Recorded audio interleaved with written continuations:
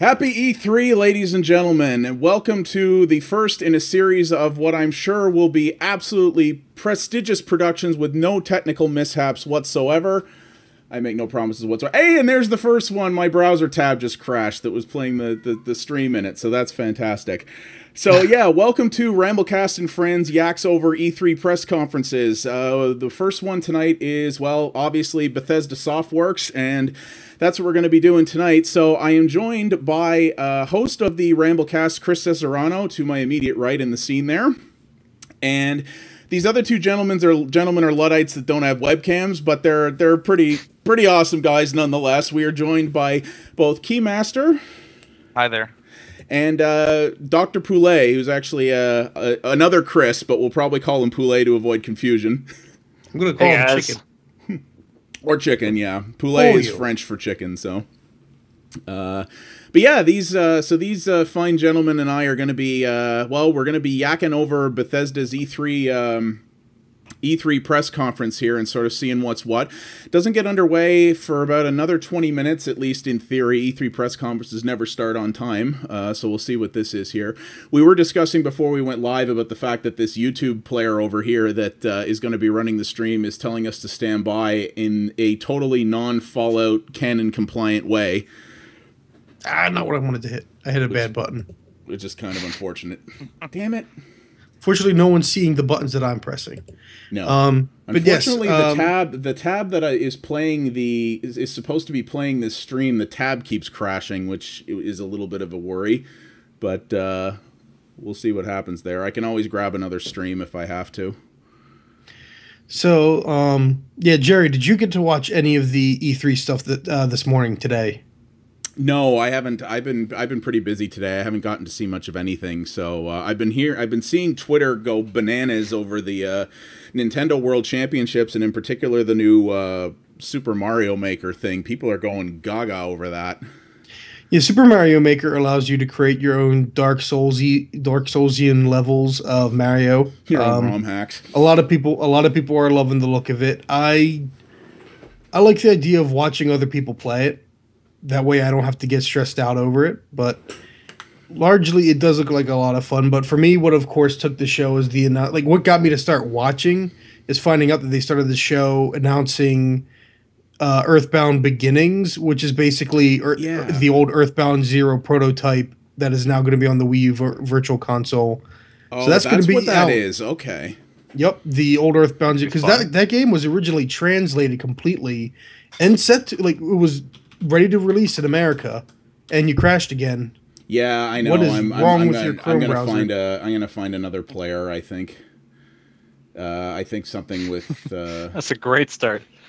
Yeah, well, it's live television here. It's not crashing on me though. Like what? No, I think it's something to. Hey, look! On Twitch they got the proper one up. wait till the stream catches up. Yeah, there's something with. I think Chrome is getting pissy with XSplit or something. I don't know. Chrome has been getting pissier with me lately, but I actually just went to twitch.tv/Bethesda, and would you look at this? They know how to do a standby screen. Yay. That's how you do it proper. That's kind of amusing. Mm-hmm. So just another little programming note, chat, before we keep going. We tried to configure the audio levels for this as best we can, but if anything is too loud or too quiet, be it me, the Skype participants, or when this starts the stream, let me know and I can tweak it as we go. But audio's a little finicky with these things, so. YouTube just switched away from a please stand by, but it's still a black screen. Yeah. Aha. Now it's just you get nothing. Good news, everyone. I know a lot of you might not have heard of it. The 30 minutes left. I'm going to post the link in the chat. A Kickstarter for a game called Combat Core is essentially a very... Let's see. Let me see if I can grab the URL. It's basically like Power Stone. It's something that a guy tried to kickstart before, didn't work out. Oh, yeah. He's got more of it done. It looks like a good game. So I think I may have heard of that. Ooh, 17 minutes to go. So I'm going to drop this in chat. That way if you want to contribute or look at it, that's a game to check out. But it managed to hit its stretch goal, so it will be coming out. I feel good for the guy. Good. Right on. Mo Games. Yeah, it looks... First glance, that looks like a small budget. Well, it's not a lot of people. It is an indie game, hence being on Kickstarter. Yeah, sort of. So, but anyways, okay, it looks like we're still waiting for Bethesda. Yeah. And anyways, something that I was saying earlier, when I thought we were actually streaming our conversation, was Practice round. Yeah. Nintendo still had some surprises today and stuff, and even for the stuff that leaked, like the Smash Brothers characters, there was plenty to be surprised by still. So I'm hoping that even though, like, yeah, it was leaked that Dishonored 2 is going to be discussed and announced here. Yeah, but you know what? That shortly. You know what? We don't know what it is. We don't know what features it's going to have. I mean, there's still going to be plenty of surprise. Same with the new Doom game. Yep. There's a lot to see tonight. It's like, it is one thing to be like, okay, we know it's coming, but... Yeah. I mean, if we're talking about what we'd like out of this show, I mean, I suspect this show's probably going to be... background music is too loud. That shouldn't even be playing anymore. So, I hope it's not. That should not be playing anymore. But, yeah, if we're talking about what I'm hoping to get out of this tonight, I mean, yeah, what I'd really like to see is almost like they do with Call of Duty. I'd like to see sort of maybe an extended gameplay demo of Fallout 4, something that shows if their engine has improved a lot, because that was a criticism after the first trailer, was that some stuff like animations and that still looked a little stiff. I definitely just like to see them talk about and probably show. I suspect every game they talk about tonight, their Twitch channel just went black. Hello, everyone. My name is Morgan Webb. And I'm Adam Sessler. Oh, this is Webb and Sessler's pre-show thing. I forgot they have a partnership with Bethesda for this thing. I'm not seeing it on YouTube. Interesting. Yeah, I was going to say the same. Right before we came on the air, Morgan and I took a peek behind the curtain. I have to tell you, the stage setup looks amazing. Oh, here we go. Now, that's weird. The stream is ahead of YouTube. So I'd actually, if I was watching our own stream, I'd be ahead. I'm curious how well people can hear the stream audio, because it seems very quiet, but it's cranked up on my end, so we'll see how that goes. But yeah, I mean, as I was saying, I suspect they're going to show all the games that they talk about tonight at length. I imagine there's going to be gameplay demos of everything, but yeah, Fallout 4 I'd like to see. I'd like to see a gameplay demo of Dishonored 2 for sure. A longer than like 3 seconds of game footage of the new Doom would be really, really cool. And I mean, I think there's the one title that we're obviously all waiting with bated breath for them to announce, which is Rogue Warrior 2, of course. But yeah, you know, the story of Dick DeMarcinko must be fully fleshed out, of course. And the show is being presented in 1080p at 5994 frames per second. Okay, that's kind of a shame. Evidently, Twitch is ahead of YouTube, so I gotta watch on Twitch as well. Just say that this is being presented in 5994 frames per second. What does that even mean? It's 59.94 probably. I was like 6,000 frames a second. I don't think there's enough bandwidth in the world for that. Either she was making a bad joke or she meant 59.94. I think that is, which is that's the standard of 60 frames a second. So, God, I gotta kill their chat. If they're presenting the conference at 60 frames per second, that's interesting. That at least would imply that they have 60 frames a second content to show, which would be very interesting. All right, we're out here on Hollywood Boulevard outside the Dolby Theater. Gotta say, big shout out to the YouTube chat there. Propane. I would wager it is. Jerry, real quick, you might want to turn the stream, the Bethesda stream, slightly down. Not too much, but slightly down. Down? Okay. Yes. I actually can't hear it very well, so I figured it was. I figured it wasn't loud enough. So okay. Yeah. What is... They're checking out cosplayers. But who are these people cosplaying?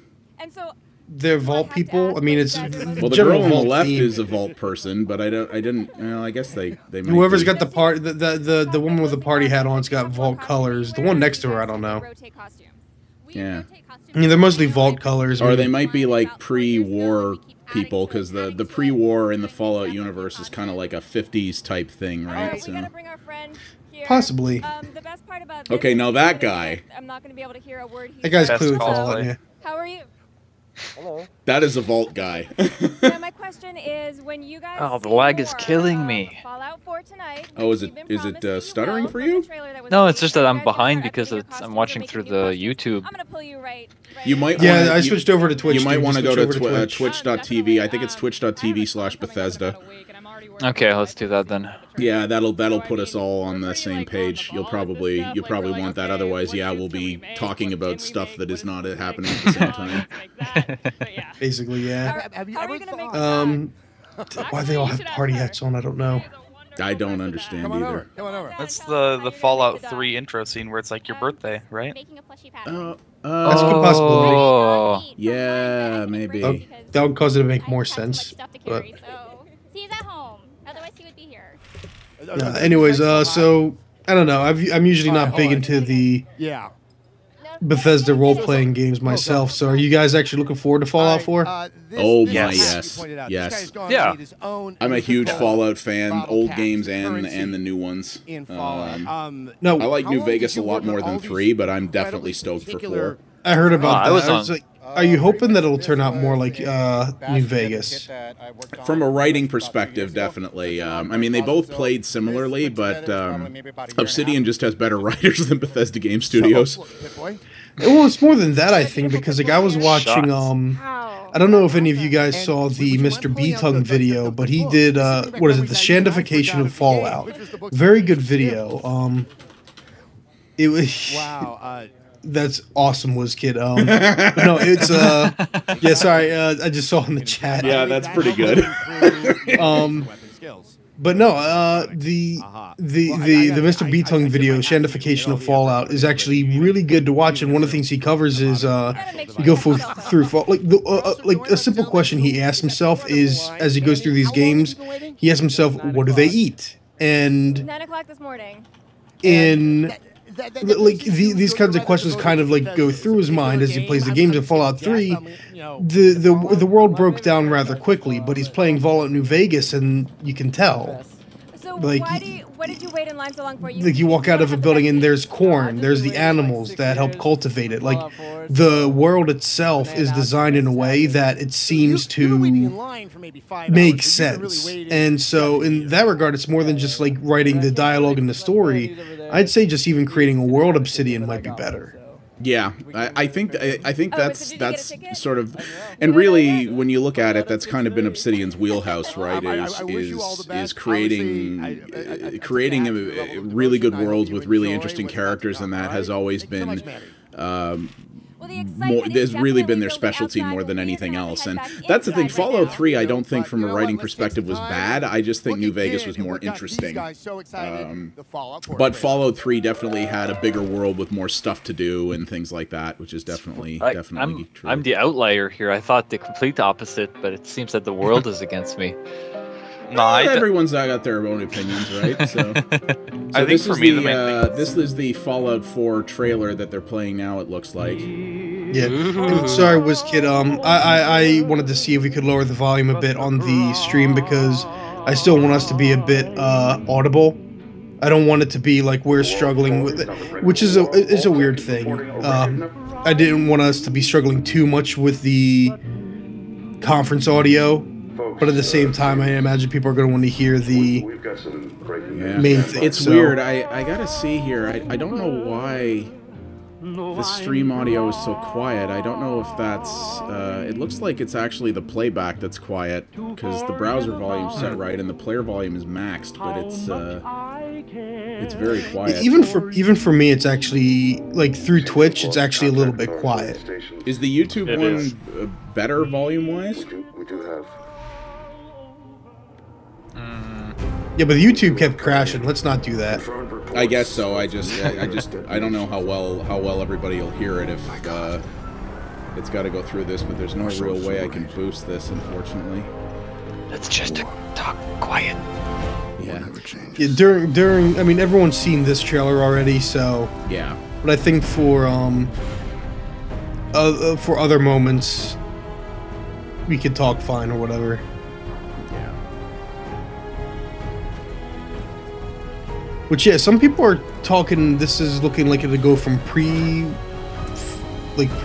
to after bomb, or Well, the trailer does. You missed a lot of that already, but the trailer. this looks beautiful. The trailer goes back and forth between pre devastation and after. I just want to point out a lot of people keep talking the character models look ugly, quote unquote, but I see stuff like those environments. I'm like, The environments Game look looks good. gorgeous. The character models and the animation look a little dated by some of what we've seen now. The one thing I do really like from this is that there's a lot more color. there is, and you know what? Even if the character models don't look as good, hey, maybe Fallout 4 will run at 1080p 60 frames a second on a PlayStation 4 and Xbox One. That was Fallout 3 in New Vegas 30 frames on the old machines? Probably. I don't think it was 60. Yeah, I'm It was not not sure. going to be. It was not going to be. Most games are not that high.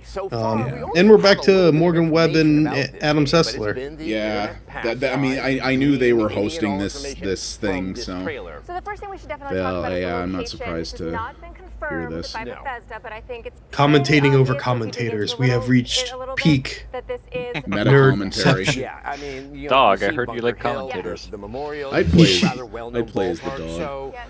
if this wasn't That dog's Boston, gonna these die. big We all know it. somehow in the I don't Hey, know. hey, Dogmeat doesn't has happen. Spoiler. Dogmeat has You don't been know in if it's basically gonna every be an Fallout actual game, so story based. I mean, you don't know if it's going to be there definitively. I would Yeah. say I mean, so. it's like more exciting it could be an optional side character, but it's well, just and he you know, was in all the other games. Dogmeat has been in every Fallout game, but he was never required. So the trailer. Very true. The next thing that I think people have been But noticing I mean, is the skies for the are most part, like I see that bluer. trailer, and like again, the environments actually look pretty beautiful. They do. And it's like some of the character models look a bit wonky. They could be early footage, so I mean, honestly, I imagine chances are once you see the game in motion, you will stop caring. Like it'll be Well, that's it. gorgeous. I don't even care if the models do look janky. Like it's not going to stop me from buying it or anything. But it's just, you know, that's been a previous criticism of Bethesda Game Studios titles that I do hope they can address in some point this time. But that's the other question: is it all depends when this comes out. There's been a lot of speculation going around as to whether or not they're going to announce this as coming this holiday or sometime next year, like everything else.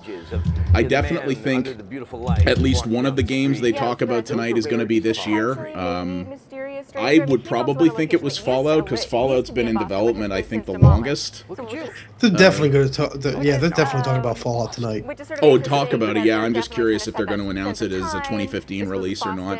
I could definitely see it being Bethesda's big holiday title, because Dishonored 2 probably hasn't been in development that long yet, and Doom, the current Doom has been rebooted like 5 times apparently, so I think its current iteration is not that far along either. Does Doom have continuity between the games? Like, does Doom 1 and Doom 2 share any continuity? You're the same space marine dealing with demons from hell. I mean, old id games didn't really have a story, so That's what I figured. I mean, there was a story in Doom 3, as it were, but Well, it's like when I played Quake 2, which is funny, I didn't play Quake 2 until I was in college.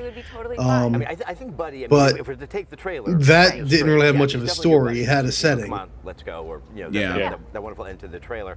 But yeah, I do know that people have already had an emotional attachment As to a dog. no whose one own else wants game to say we don't anything. even know. yeah, I'm just sorry. I'm just kills the dog. still faffing about with the trying to get the audio up The higher. internet demands you not kill dog meat / And, Now they're and now talking Morgan about Webb's the talking dog. about please don't kill the dog. You know, had dog meat. Oh, Yeah, jeez. she is. Dogs are all over games these days. But that- You know what? it's like the OD. It should be one of those things where it's like it all depends on how you play. If you suck it's a game at of guarding, choices. if you suck at guarding your dog, then your dog dies and it's gone forever. Know that we're gonna have a little bit of a Or maybe you have the Just have a loyal option friend at the end of the to world. I've eat always your felt that dog. in clearly because it is a post-apocalypse. Yes. I really Another want a cool dog thing about mode the where you trailer can play was that as there a were lot of dog. details in it, and those details were, of course, really oriented. I to saw that the GTA previous 5 games and be mod. able to pick out little references You can also and play things as a that were in chicken. the previous game. Now, Basically. That's not even a mod. Of That's course. just You the know, editor. I know a lot of people may have spent a lot of time getting all special cans of Nuka-Cola that were spread out all over the wasteland. Who would Okay. that be? The peoples. The peoples did that. I was hearing from So, them. They were alright. reporting back to me. We They were got Fallout working 4, we really got hard, Dishonored, we got Doom. What else does Bethesda have up its Yes. sleeves potentially? I mean, there might be unannounced stuff too, because the thing is, right, like, everything we've talked about so far is stuff that Bethesda develops in-house, but they are a publisher as well. So, They're probably also going to have, we already have Goats and, oh, okay, I get it. Now, they're probably going to have, hey, Twitch For lag, every there we single go. instance, even in I that love one it. instance where you can only get one particular one. no, when they're it probably happens going to in the have, course of the story, and you can never re-access it again, Elder so maybe you have to go Scrolls back to the Online save to get it. DLC announcements.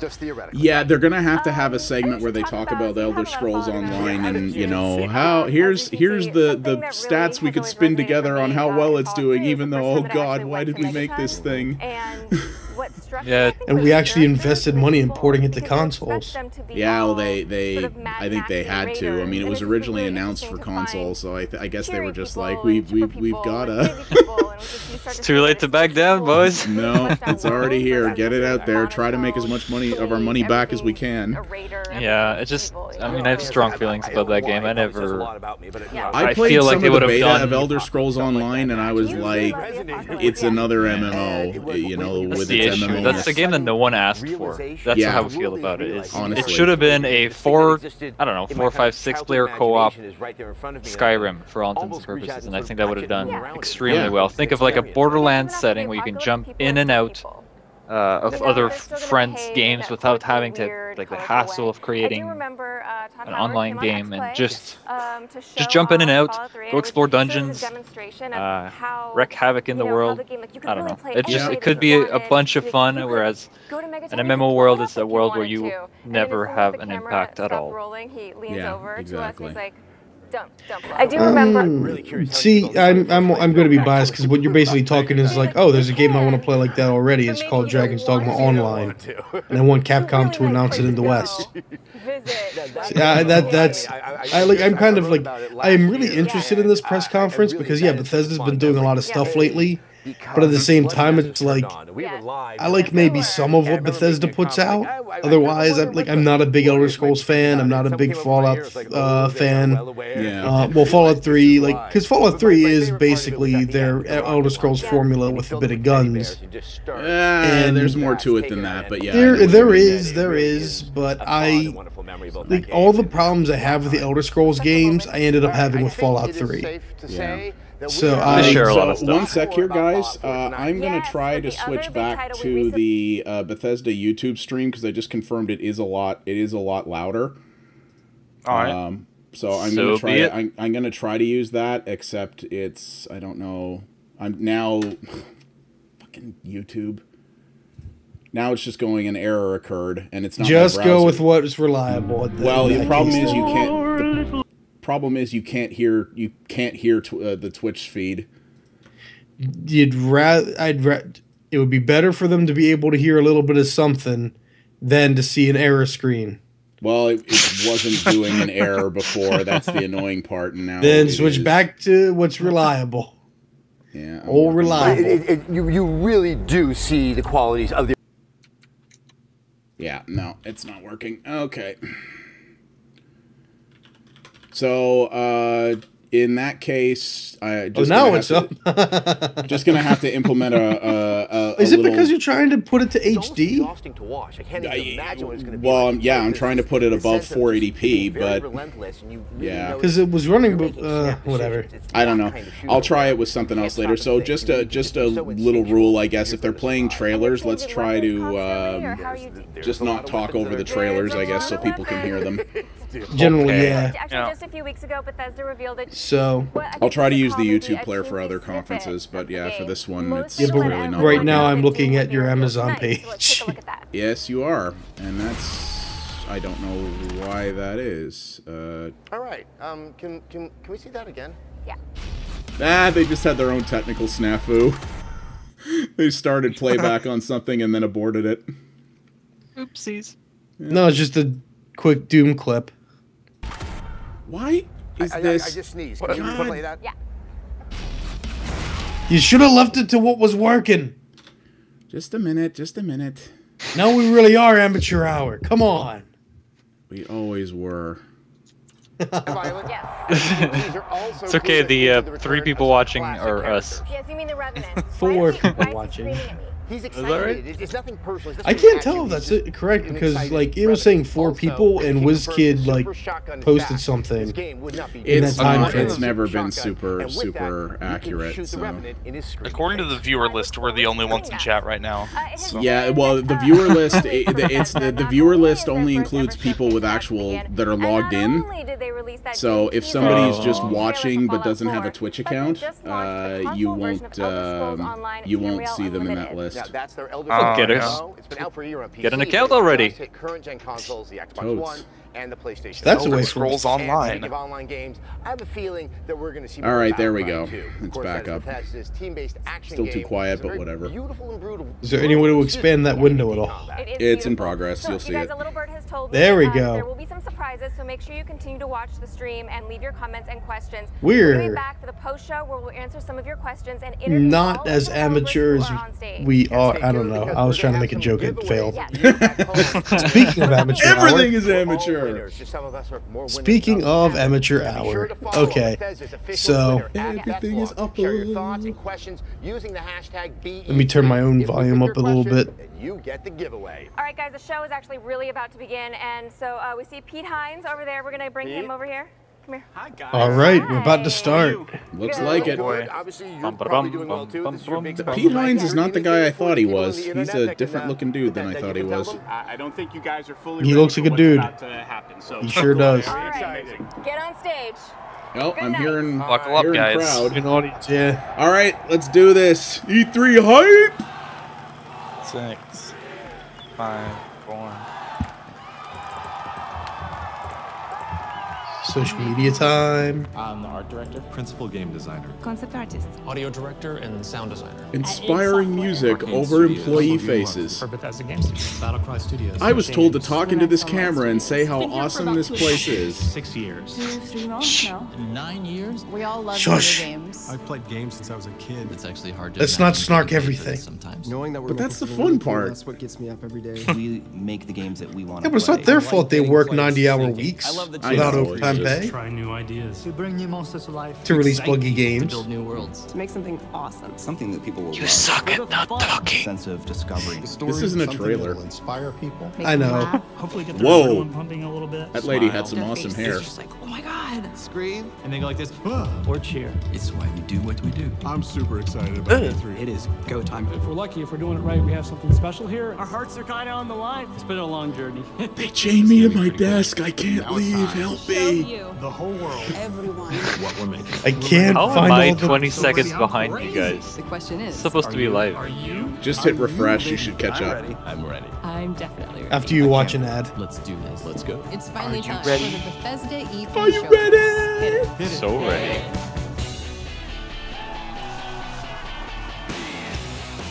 Now you guys know we Oh, aren't giving this- you. I have heard this song in so many press conferences. Oh, you're gonna hear a lot of songs again. This Hey, is I'm like the glad de it's not facto dubstep. royalty-free sizzle reel song. Dude, it is not dubstep. Okay, I am. No, it's not complaining. dubstep. Whoop, whoop, whoop. Okay, Thank they're God. playing games they already made. Man, look at these trailers of games that you've probably already played. But will there be sequels to all of these announced? Who knows? Oh, that's another game they're going to talk about too that I keep forgetting that Bethesda's making is Battlecry.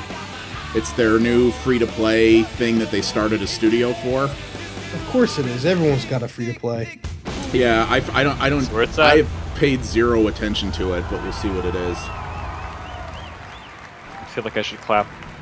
Ladies and gentlemen, Marketing! Vice President of PR and Marketing for Bethesda Softworks, Pete Hines. Vice President of PR and Marketing. This guy is gonna sell you shit! And he comes out to the Dragonborn music, of course. Of course, it's Bethesda. quite the entrance. Over under on one of the reps on stage going fussroda at one point. Good evening and welcome to Bethesda's first ever E3 show. It won't happen. No. As long as nobody takes an arrow to the knee. Fuck, don't even. I have to tell you that video still gets me a little choked up because it represents the hundreds of people that I'm here on stage representing tonight. Journalists cheering at press conferences. I love it. All over the world. They're not always journalists. That's the funny thing. There's a lot of seat fillers at these things, and actually, based on the cosplay, there's a lot of fans in the audience at this thing. Amazing venue, the Dolby Theater, you know, best known for the Oscars. B3, I get it. Some of the best names in entertainment have received Bethesda at E3. Honor. We aren't here to hand out statues, but You know we are what? going to have a I'm going to tweet something about this stream on that hashtag. Blood and guts and a bunch of stuff blowing up. I'm going to join the conversation. I think we're going to have a lot more fun than them. Yeah. Thank you all for being here with us. We put this show on for you to show the whole world what we're up to and what's coming from Bethesda over the next year. There's also a lot of folks joining us on YouTube and Twitch right now. So hello to all of you, wherever you are in the world joining us. Hi, Bethesda. Hey. Good morning, good afternoon, good evening. You're right, I can't tell if those are games journalists or not. They're all in shorts and they're fat. From Bethesda and all of our studios who are here in attendance tonight. Thank you guys for being here as well. I say it because I'm like that too. Yep. I'm as fat well and as I all like of our video colleagues games. who couldn't be here and are watching online and then stayed up till the middle of the night in Europe. We have our friends down in Sydney who had a special party with the fans just to tune in and watch. So hello to all of them. Welcome to all of our retail partners who are here, members of the press, our supporters, friends, and last but not least, that's actually another thing. Yeah, retail and partners. You're gonna have people from GameStop, Walmart, Best Buy. You're gonna have. Look at all the phone screens. We truly believe we have the best fans in the world. Yep, they're tablets loyal, of phone they're screens. Smart, and they're passionate about games. They don't even need stage lighting there. And that's there are what we're people here to do taking tonight, selfies. talk about games. On sticks, So let's get probably. right to it. Are you ready? I need E3. I assume I'm gonna that keep some of up you a in the selfie audience stick have heard count of a here. game called Doom before? Oh, we starting off with the big boy? I thought you might have. Here we in go. 1993, a small studio named id Software made a first-person shooter called Doom that forever First-person changed shooter? gaming. First-person shooters became a phenomenon. Deathmatch was born, and Doom became a cultural icon. It's To this true. day, Doom, is considered one of the Doom most invented the important term and influential deathmatch. games in the history of our industry, and tonight That makes sense. it is back with a new Doom.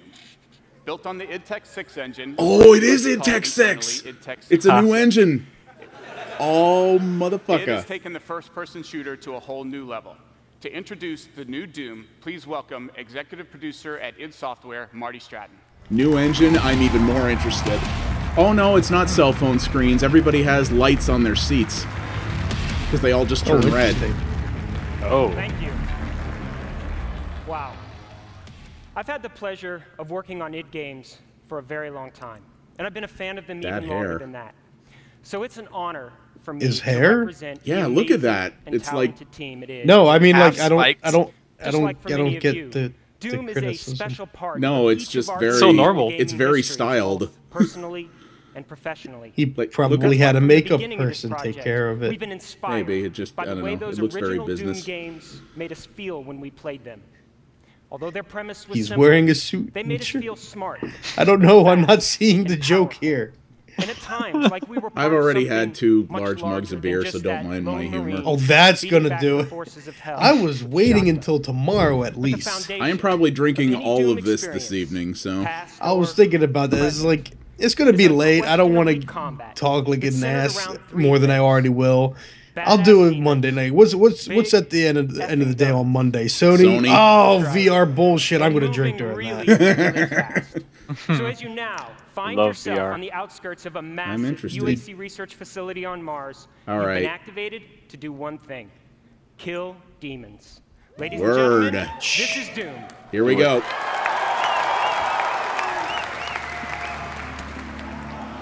Please be all in engine. Do they want it to look like a Spartan helmet or ODST helmet? I mean, that's They probably did, but that also predates Halo a little bit, that look. Oh god, please be an engine. Please be an engine. Well... They didn't say. Oh, don't you lag, Twitch. Come on.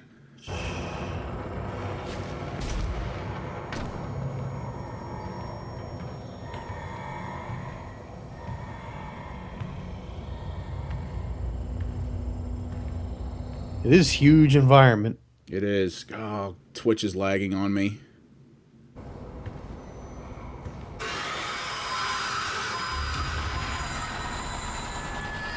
Oh. I'm probably going to be a few seconds behind here because Twitch won't get its shit together. I don't know. I'm fine through Twitch. Maybe it's Canada. It is actually. Oh. Oh, this is Doom. Except there's climbing in it now. New parkour maps for Doom. I'd be okay with that. They dropped a bunch of stuff. I couldn't tell. Ammo pickups or something? I think so. The water's nice. And melee. I thought that was an animal growling in the trailer. Now, I'm interested in the fact that all of these environments are open. You don't have anything like a radar. No, that's true. Good point. I hope this isn't... Oh, and they got the door noise. Of course they do. I hope this isn't super linear. Doom games typically are. Full open doors.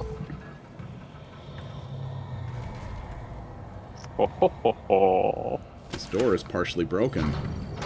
I must You're probably behind a bit. A bigger shot? I'm about 10 seconds behind. You're gonna like the next seconds. I'm watching. Yes. I might quickly refresh after this to get caught up. Oh, there it is. There it is.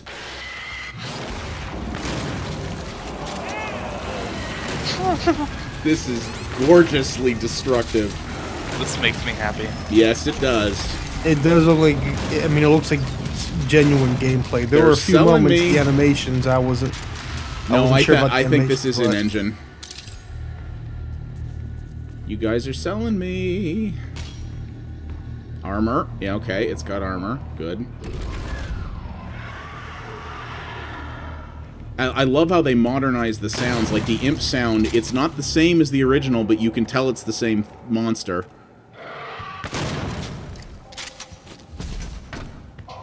Radial menu. Yeah. Like, they'll need that for consoles.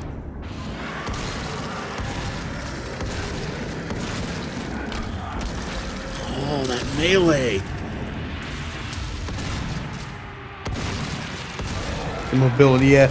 You definitely move faster than you do in Doom 3. Oh, yeah. This is actually pretty quick. For modern standards, actually, yeah, this is actually, yeah, this is about Unreal Tournament speed when you get right down to it. It's getting there. When he's running, it certainly is. Oh, non-stop. This is great. If it plays like this, I'm in. Plasma rifle. Yeah. It is gorgeous. It's very pretty. And again, there's actual color in it, unlike the last Doom. People have finally understood what a color palette is. I love it. I don't know, there was color in the last Doom, it was just mostly shadow. Yeah, well, yeah. It was a very dark game. And I liked that about well, I mean, it was intentional. I get why, but I also really like this. Oh, that was nice. Punched a dude's head off. An even better one in a couple of seconds. Yeah, I thought, yeah. I'm gonna refresh the Twitch window when this trailer's over. Oh! Yeah.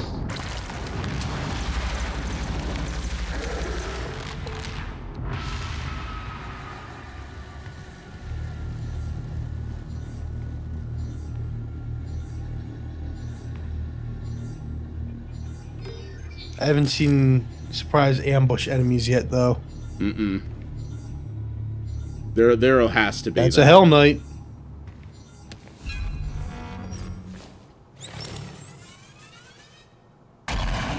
I'm guessing that's a helmet at least.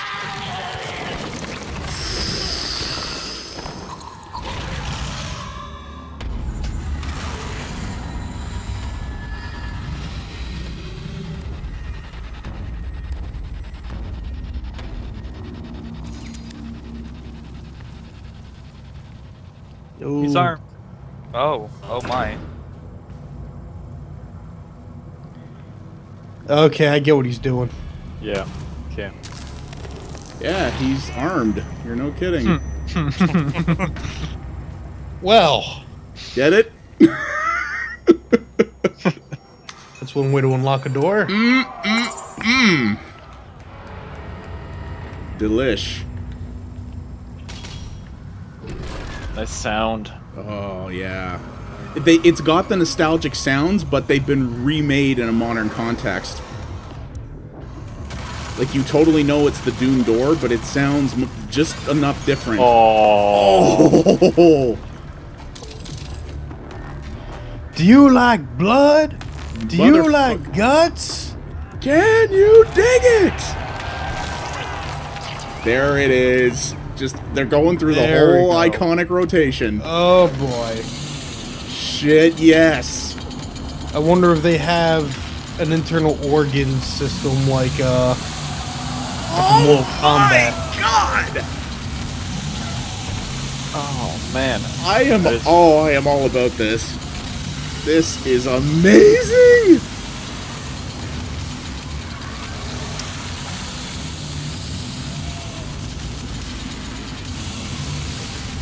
Oh.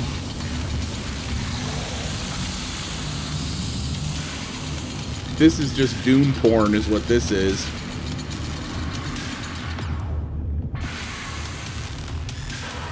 Did he... I'm sorry, I saw artifacts with that. Did he take the guy's leg and shove it into his face, or did I misunderstand what I just saw? No, that is weird. Exactly what happened. No, you saw right. So did they hire the Mortal Kombat guys for this stuff? I don't know. They certainly took lessons. Oh. Fucking hell, man! We're going to the Dead Space school of death animations, I see. Good by me. Alright. You got my interest. Oh, I'm in. Holy shit, dude. Okay, I'm gonna quickly refresh this to get caught up, but Jesus Christ, that was good. That's Doom the way I want Doom in 2015. Multiplayer. Well, yeah, that doesn't shock me. Doom multiplayer is fast-paced, arena-style combat. Okay, I should be caught up now. From UAC facilities on Mars to the depths of hell. You'll be challenged in exciting modes like Domination, Freeze Tag, and Clan Arena to annihilate your enemies using your own personal blend of skill, no cheating, fast vertical movement, awesome guns. The thing that really interested me as well is that, yeah, there's parkour in Doom now, which you couldn't even jump in most Doom games. Oh, they're showing off multi? Yep. Maps at least. Oh, the music. Yep. Dun dun dun dun.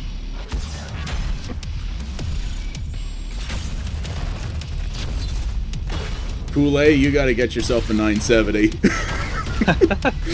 Yeah, I don't think my 570 is gonna do this. No, I think my 970 might even struggle with this. Oh, that's right, because they haven't even... I don't know, when I see radio menu, I don't think PC gaming, though. Is that usually something that works better with PC gaming? No, that's a console thing, but most games these days, in the PC version, you'll be able to still use the radio menu, but there'll be keyboard shortcuts, too. Okay. We look forward to sharing a lot more on Doom multiplayer in the coming months. But as you've now seen, Doom's wide variety of guns, wild cast of demons, and fast movement provide the building blocks for hours of great entertainment in both single and multiplayer modes. But we weren't done. We wanted to provide more and allow our fans to do more. You see, traditionally, we provided our tools to a community of players. Oh god, is there going to be a level editor? And full mod support? Additional content. and their Steam work has Workshop inspired support us. even? That'd be nice. So with this Doom, we Paid ask, mods? what if every player, regardless of platform Actually, or I past jest, experience, but had the ability it is to build Bethesda, so and instantly share their own creations. Yep. Like this co-op experience. Where the goal Co-op? is to survive wave after wave of Wait, was this made in Fan Tools? Or this They're going mode where full you kill Unreal demons Tournament to with earn this. credits that you can spend on ammo or health or bigger guns. They're gonna get full engine access, just like UT is. Or even this classic 4-player deathmatch experience. What if the possibilities were only limited by your imagination? Yep, that's what they're doing. Tonight, we are proud to announce Doom Snapmat, a custom-designed built-in gateway to an endless stream of Doom experiences created by you. At its core, Snapmat It sounds like they're doing the workshop thing internally, and imaginative gameplay. which means they could do it on consoles too. That's a good point. It's an easy-to-use in-game tool. Look, it's controller prompts. Uncompromising depth and capability. Oh shit, yeah. That's impressive, actually. Like, I may not be a console guy first, but that's still neat. Like, I'd love to see the console audience be able to do this. That means we get more map creators. Hey man, way back in the day, the Far Cry games had map editors on the original Xbox. Yes, they did. And, well, I wouldn't say Halo's Holy shit, and it drops. Yeah, it's in engine. It dumps you straight in. Instantly with friends or others around the world. Well, that sounds like Halo. That's cool. Well, we have Mario Maker, and now we have Doom Maker. Fine by me. And creative Fine by me. Now, with Doom Snapmap, we're putting that power of creation in the hands of every player. And we can't wait to see all the amazing things you come up with next. That's cool. That's really cool. Make it easy for people to make their own content. I'm all for that. Now, before I go, we thought you might want to see a bit more from our single-player campaign. Yes? Yes? Yes? All right, terrific. This is what I hope this show on a would little be. place Extended our demons like gameplay to call clips. Home. Welcome to hell. Like, just show the games. Just let us see them.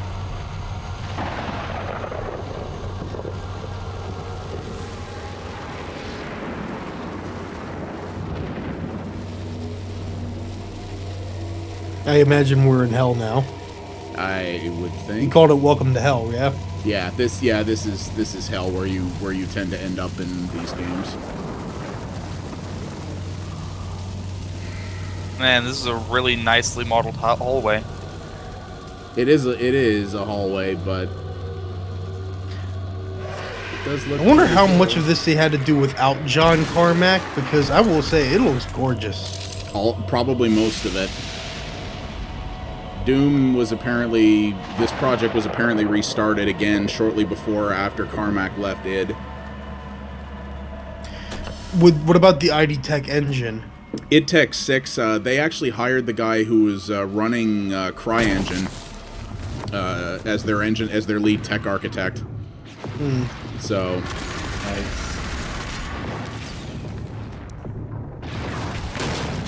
I like the slowdown when you're in the menu. yeah. That's a very nice touch, yeah. Yeah. That, oh god, that chainsaw, that's never gonna get old. That's like when you use VATS in Fallout 3 constantly because you just want to see guys explode. That's never gonna get old. I like the animations, but at the same time it feels like if it happens every time, it'll break up the like flow of play a lot. Yeah, you're right. It might, yeah. And I'd love it if it's just like a thing for big enemies or it just happens every once in a while, but every time would get kind of jarring. Maybe, yeah. Or maybe it depends how you... Yeah, or maybe it depends how you hit the guys, you know? We're not really seeing button prompts, so it depends on how you're actually how you're supposed to trigger the finish. Yeah. Scoped rifle is interesting. 420 no scope. I love how the health is just like literally just pops out of the guys when they die. Like that is a difference because in Doom health power-ups and that were things that were laying around the levels that you picked up. You didn't get them from enemies. But I don't necessarily mind this. Hello. Oh, that's the BF. I think that's the BFG that he used there.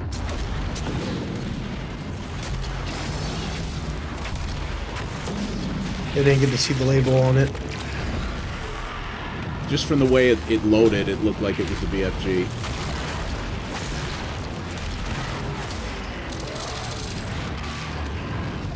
It's ammo too. Yeah, it looks like health is red, ammo's blue. Yeah. Yeah, and green is armor. Ooh, yeah, I love these enemy designs. No jiggle physics. Oh yeah. This is next gen jiggle right here. There you go. Oh, there you go. Oh no. Delicious. Oh no. Oh. I'm gonna cut off your head and shit down your neck. This is a lot more than I was expecting to see. This is This is exactly what I was hoping out of this conference. Just show us lots of gameplay. Did they give a release date yet? Because if they're showing you this much, I can't help but imagine, like, this has to be a holiday release of this year. I would hope, but this could just be two very polished vertical slices, too. Yeah. Good point. I mean, I'd love to see this come this year, but I think my money is still that Fallout 4 is this year, and everything else is to be determined, or 2016. But we'll see. That slow-mo. Oh, God. I love these enemy designs.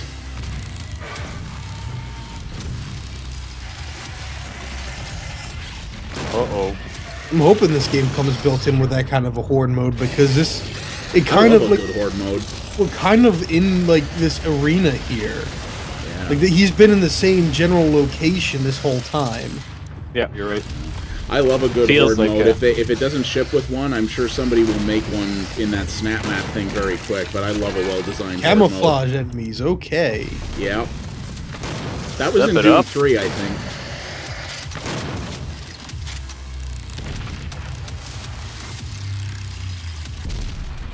Oh boy. Holy scripted moment. Well done. It is, but if you have to fight that. Oh shit. That's the BFG. That was the BFG. Yep. If it plays like that, I'm in. Absolutely. That looked friggin' cool. Thank you. I kind of hope that there's an option to disable the slow-mo on the menu, though. On PC, I bet there... Well, on PC, you'll just be able to use number keys or the wheel to switch weapons anyway. Yeah. He said 2016. And PC. Have a great night. I think he said... I thought he said spring 2016, though, so... I won't be surprised. If you would, another round of applause, please, for Marty Stratton and the folks at Hit. Congratulations, Marty. You showed me some cool shit. If you weren't awake before, you better be now. Oh, I'm awake. Oh, yeah. I heard Marty talk about Bring it. Doom Snapmat, a great example of how Bethesda and its studios give our fans Someone kill your dog and eat it. mod content regardless of sorry. Supporting mods is just one of the ways Bethesda is pushing the boundaries of what is possible in games. Over the last passed year, out behind me. we've been Oh working look, on how I to just lost expand subscribers on how Twitter. gamers create and share that content to our communities, how they connect both to each other as well as to us. The result of that work is a new digital platform, and it's called BethesdaNet. Aww. This is a home for all things. Oh boy! Oh hey! BethesdaNet will power Just like Snapmat Battle.net, but that you just saw, Bethesda. and is already being used to support the Elder Scrolls Online across every platform. Oh, that's why no one knows about it. Oh, is that why no one... That was too easy! And also integrate our websites into one seamless experience. You can find I all love the it. info I you love crave it. on BethesdaNet, including robust forums to talk about the games that you love. I didn't even know about. Like, I had a friend on Facebook that's just sitting there like it was all, like the second day and he couldn't sign into the Elder Scrolls Online. It's like AAA quality games. In fact, I love Splatoon. I was able to play on launch night. That inspired us to found Battlecry Studios and their upcoming. Oh, here they're going to talk about Battlecry. I actually want to know. Like, I know very little about this. I'm curious what it is. So let's see what this is about. Hi everyone, I'm Lucas Davis, design director at Battlecry Studios. Battlecry is an online action game with team-based It looks combat like and Borderlands. intense tactical warfare. Face with off a against giant opponents machete in the war zones and battle for the glory of your nation. Select players in Australia Just and mirror New these Zealand have animations already look joined really us in our stilted. alpha, Okay, it's and not soon just the me. rest of the world can They join do, them in yeah. battle. Tonight, we are pleased to announce that we are accepting worldwide signups for Battlecry's global beta at battlecrythegame.com. And sign up now before June 18th. Interesting and you'll receive aesthetic. priority beta access as well as a Not special sure I in-game love it. We look I'm gonna forward sign to up for seeing their you beta. in the Warzone this fall. Until then, here's a look at how He said if you sign up evolved before over the last 18th, you year, get and you a get sneak peek at our you get brand new priority warrior access. faction, So. the Han Republic. Battlecry.com or something? Battlecrythegame.com, which is getting hosed.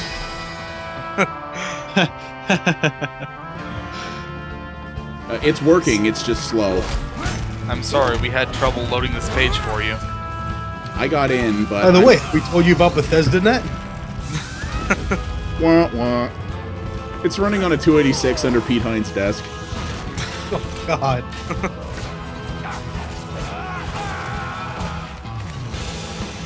That big thing is the aesthetic of the game is not doing it for me. Yeah, I don't know. Yeah. I mean, I'll get in the beta. Really fun game. Like, I'll sign up for any beta and give it a whack. So, I mean, what the hell? But to me, it looks like they're just trying to make it look like Dishonored, kinda. Meets Borderlands. Yeah. It's got a just like any other good free-to-play. It's easy on the computers, right? Well, that's the thing. If it is going to be free to play, it has to be scalable. So. Yeah. Well, I just signed up for the beta, so. It's that easy. All they want is your email. Okay. Battlecry is playable at E3 this week, so come by and check it out. Well, it's playable, so we'll hear some people talk about it. Everyone's like, hey. Does everyone have, like, colored Here we go. Shut up. Dishonored 2. Bonjour. Nous sommes très honorés d'être ici ce soir. Je suis Whoa. English, slowly, Raph. Slowly. Man, Harvey Smith looks a lot different than he used hi to. Everyone. We are very honored to be here tonight. I'm Rafael Colantonio. Dishonored I'm even. Smith. We're co-creative directors at Arcane Studios, the team that brought you Dishonored. Word. I wonder if they're going to make a joke about the leak. Arcane was started in '99 with one mission: to create the special kind of games we're most passionate about. Games with highly crafted, detailed world where gameplay experience focuses on player choice and consequence. Sexy accent like that. We have always wanted to create games that rely on simulation. He's a Parisian man. Moments. We followed our passion to create our most ambitious game yet, Dishonored. In Dishonored, you play an assassin with supernatural powers, falsely accused of murder and seeking to set things right. Dishonored became known for its unique blend of first-person, exploration and stealth, stylized art direction, and steampunk world. We'd like to say thank you to the millions of fans who played Dishonored.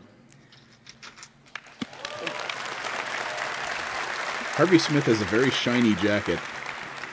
On behalf of our entire team, I can tell you your passion was deeply gratifying. You inspired us. And so the reason we're here tonight is that we're super excited about showing you what comes next from us.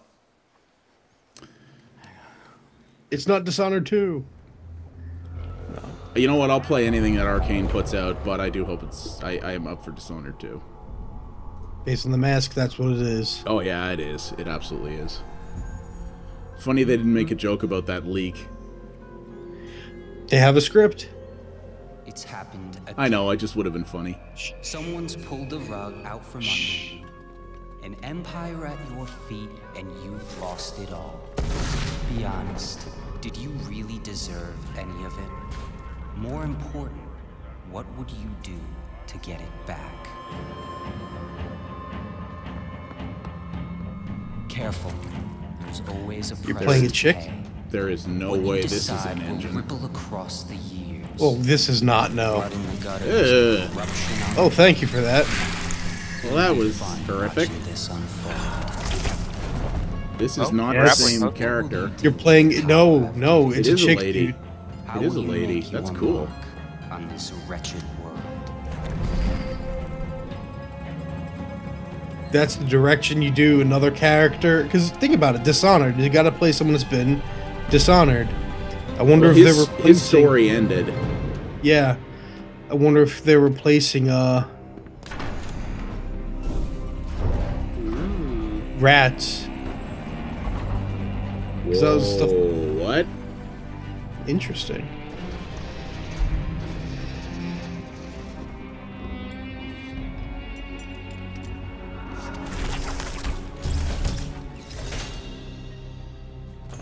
You cover your face, but I know who you are.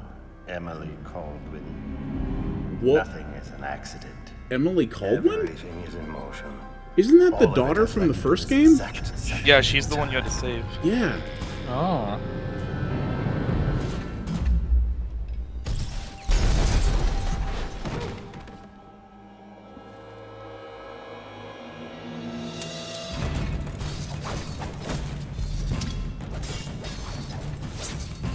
How will they determine what ending you got, I wonder?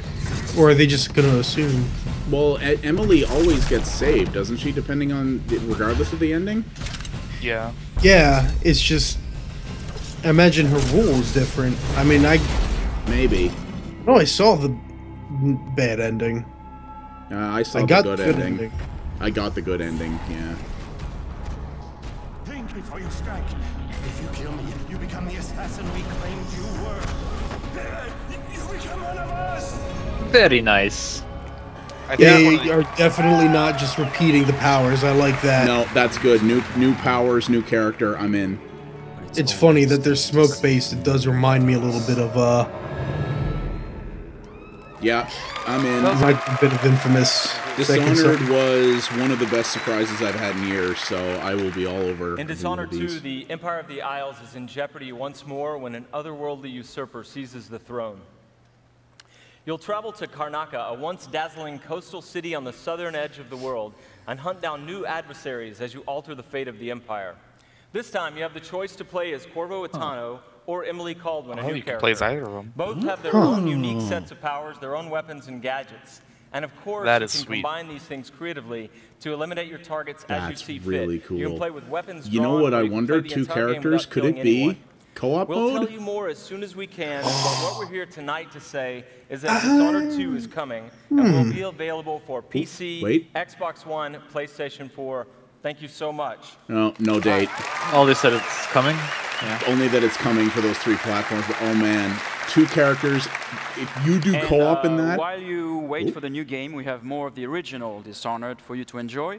It is Dishonored Definitive Edition. Yeah, remastered for new It consoles. comes with all the original game plus all of the add-on content, and That's all of it has fine. been I don't care. graphically enhanced for Xbox One and PS4. It's just a next-gen re-up. That's cool. It had such an art style, I don't know that would be worth it for me, So honestly. the Dishonored Definitive Edition Like, will it looked be fine as it available this was. fall. It did. Thank you, and enjoy the rest of the show. But if they're doing that, though, that means the next one's not due for at least another year, probably. But yeah, if they actually put co-op in that, holy shit, I am so there on day one. I'm trying to think if I would like it to have co-op or if I'd rather the story not allow for it.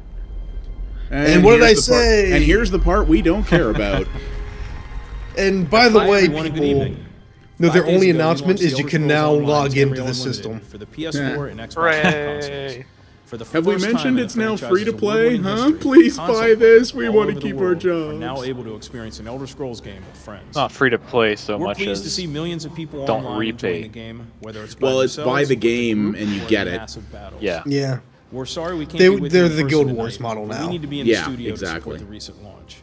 We're also working hard on adding In some even ways, more it looks like content and it's new features to this it could be already fun. vast I mean, Like, when I played the They're excited beta, about what the fans have to problem look forward was to is next. that So Elder here's a Scrolls peek at what the Online team was a at completely ZeniMax different Online game at Studios one is point. When bringing it to started, Tamriel it was going to play a lot Unlimited more this like WoW.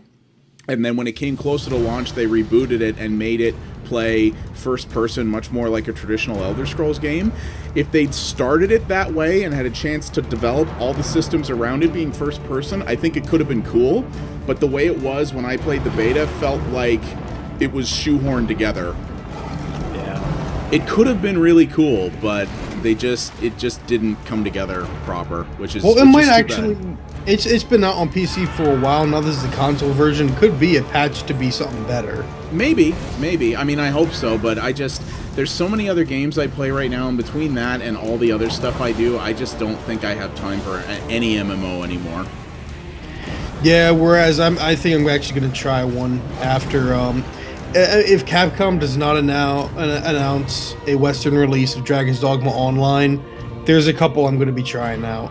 Yeah. And the thing is, like, I would need a trial or demo of this before I went and I spent totally. full cash. Totally. It's pretty though. It's not a bad looking game for an MMO. It looks pretty good, actually. I don't mean graphically, but it's just the world creation is. Bethesda knows how to do that. I can't really tell how many people, or what people we have in chat, but if we have anyone in chat, like, have you guys, anyone that plays Elder Scrolls Online, let us know. Is it worth it? Yeah, it would be interesting to hear some thoughts on that. Assuming it's not, like, that 4 is not just us. Because I don't think you can chat if you don't have a Twitch account. We know this sucked. We're working on it.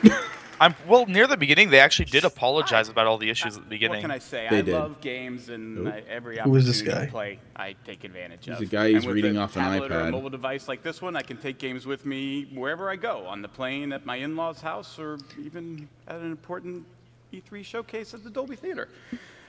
People who know me know that I Elder Scrolls Online, now available on iPad. I play them. I won't be surprised. I have also worked on the Elder Scrolls That would series actually be in some way impressive. or another for over a third of my life. So this next game is particularly exciting to me Elder because it Scrolls brings The Fall. those two worlds together. Tonight, we are pleased to announce the Elder Scrolls Legends, a strategy card game that builds on the rich legacy of Strategy Elder card Scrolls Online. Fuck, not another CCG. Okay, first we tried to clone WoW, now we need to make our own Hearthstone. And they're also doing the team-based free-to-play. They're trying to be... Everybody else. Everybody else, yeah. Not everybody else, because they're not trying to be EA or Ubisoft or anything. Blizzard. They are Just specifically trying to be Blizzard. Valve and Blizzard, yes. There'll be towers that you have to climb up to unlock new cards or something like that. No. EA style. I just, you know what? 45-minute long. They haven't made against- they're going to announce MOBA. I guarantee you. That's my prediction. They announced MOBA. He said a collectible card game, which is what this is. That's not what this... No, I'm not saying that's what this is, no.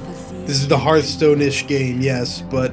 I would not be I have nothing surprised if they against announced people a who MOBA. enjoy CCGs, but I've tried a bunch of them. I don't get it. I don't get the appeal of these card game things. I can. It's just. I don't know. They it's just a matter don't of do time. it Like for me. I prefer the deck building games because Yeah. you buy it once and then like the deck building becomes a system of the game. Yeah, it's the deck building thing. I just don't find that interesting. Well, I mean, do you play Pokemon? Nope. Then you have no idea what it feels like to catch them all. Probably not, but yeah. The strategy card game could mean something different. Like there's living card games, deck building games. There's all kinds of different. To be fair, games. I don't entirely dislike Gwent from Witcher 3, but that's pretty simplistic compared to some of these things. And whether you're a strategy card game And you don't fan have to pay like for the me cards or in an Elder Gwent. Scrolls fan, Triple Triad also in like Final me, Fantasy or VIII. neither, That's where it was I at. think Legends is something you'll definitely want to check out. And with that, Was it Triple Triad in Final Fantasy? What was the one in Final Fantasy the IX? end of our showcase. Wow, bitch! Where the fuck is Fallout? We did Doom, right? We did. No, watch it. Battlecry, Fallout 4 is actually the MOBA. Oh, don't even. We did say something. That's about good. That is good. I forgot. We do have one more. You know what? presentation. It is from Bethesda Game This is their Studios. first presentation. They You know what'd haven't be done hilarious? the cheesy bullshit they normally do. We should give Bethesda a lot of credit that they've actually they've maximized trailers, We are all here minimized because talk. of this next game because about You know a what would be year ago, hilarious I had is if the this idea was to the do next this Elder showcase, Scrolls and I instead of went to this Fallout. gentleman and I said, That'll be a "Hey, tease at the instead of very having to end, do I a imagine. demo That might every be their hour, one more thing. all 3 days of E3, what if I figured out a way for you to do just one demo?" And he, of course, instantly said, "Yes, please." Now, I don't think he knew that he was getting, what he was getting into, that we would all end up being here, streaming this live all over the world. But hey, promise is a promise. He said he would do it. So here we all are, ready and waiting for his one demo of this E3. His studio creates games that have come to define open world gaming, and they are currently the holders of 3 consecutive Video Game of the Years with Skyrim, Fallout 3, and Oblivion, each a consensus Game of the Year winner. Those games in the studio have been led by someone who should need no introduction, but I'm giving him one anyway. Please give a warm welcome to the game director of Bethesda Game Studios and my very good friend, Todd Howard. Yay, executives! Woohoo! Business! Oh wow, he's got a hardcore old school Bethesda shirt on. There's that cosplayer. A lot of party hats in the audience. That's like a 1990 this Bethesda great. logo. Look at this. You all came. This is amazing. I need to let me take this in. Holy crap. You know, when I first started at Bethesda 21 years ago. Wow. Yes, believe it or not. Jesus. That's why he's got that shirt on. He got it on his first day. We had His career is old enough to drink. And the video games weren't even in the main building. They were in like an ancillary tent with the porn. It's not, I'm not kidding. Blizzard's booth was closer, for the record. But now look at us. Look at all of you here. Look at video games. Everybody online watching this. Video games! Yeah! This is how you spend a quiet Sunday evening. And there's a guy staring at his iPhone. I said all this nice stuff about them not spending too much time talking. Are important to all of us here. And yeah, my guess is they're going to show Fallout 4 a little bit. But is it? They haven't announced anything for 2015 except for the Battlecry, have they? No, and the Battlecry thing is probably just the beta, not the game. I bet I'm still laying it down. Fallout 4 Holiday 2015. Because entertainment. It would have to be, otherwise I don't think they got anything for 2015. In which case, yeah, why would you have a press event this year? That nothing else in entertainment can. They can transport you to new worlds. I would not be surprised if they close with a tease of Elder Scrolls 6. I guess it depends, because you know, they might not want to steal any thunder from Fallout. There are very few things as good as Fallout. Wait, there's a new Fallout? I had no idea. You know, we've worked on Fallout for over 10 years now, and we started designing this one actually right after Fallout 3 in 2009. Jesus. That's how Bethesda works. Skyrim game. But for the last 4 years, we have been working very, very hard to create something really special. And we've done a lot, and tonight we are going to show you a lot. Please tell me you have an engine from this decade to do it with. And it all starts with an obsession to detail. Our artist's concept, every button, every blinky light, not just on one terminal, on all of them. Because it's our belief that it's all of these small details coming together that form a much, much larger whole. Are blinky lights the new dog AI? It's not going to matter. As someone that looks at a lot of those little details, it's not going to matter. Because you're still going to feel like you're going into copy-paste dungeons. Unless this is the Bethesda game that actually makes them more unique. It might be. Who knows? They've got a lot. They made a lot of money off the last couple of games. So. Well, all I want to know is, did they hire an actual artificial intelligence programmer?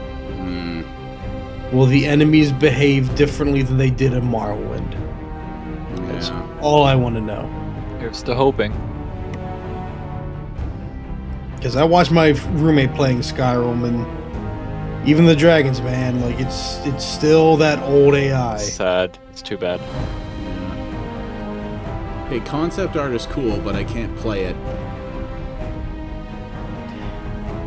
Now, if all of these are things that are actually going to be in the game, I am intrigued. It would still be better to see it, though. Well, they said they're going to show us a lot, so we'll see. This is a lot. Sort of. I love it. Like 10,000 people joined the Bethesda Twitch just when Fallout finally came on. Oh, I'm sure. Fallout is the big hitter of this. It's got more reach than any of the other games they're showing, there's no doubt. Which is so weird, it came from an Interplay game. Yep, it did. In Fallout, nobody cared until Bethesda made it. And that last image is really important because one of the great things about Fallout is the world that existed before the bombs fell. Ooh. Oh, and that is what do you where know? our game starts. What? It starts pre-war? That's what some people were talking about, On a yeah. beautiful Saturday morning with the threat of nuclear war looming. You're gonna knock him dead at the Veterans Hall tonight, hon. You think? Absolutely. If this is Now just get where you ready generate and your character, stop though, hogging the that's... Right. And this is where you create your character. Yep. By simply selecting part of the face and sculpting. That's not all that impressive, guys. This is just a fancy menu.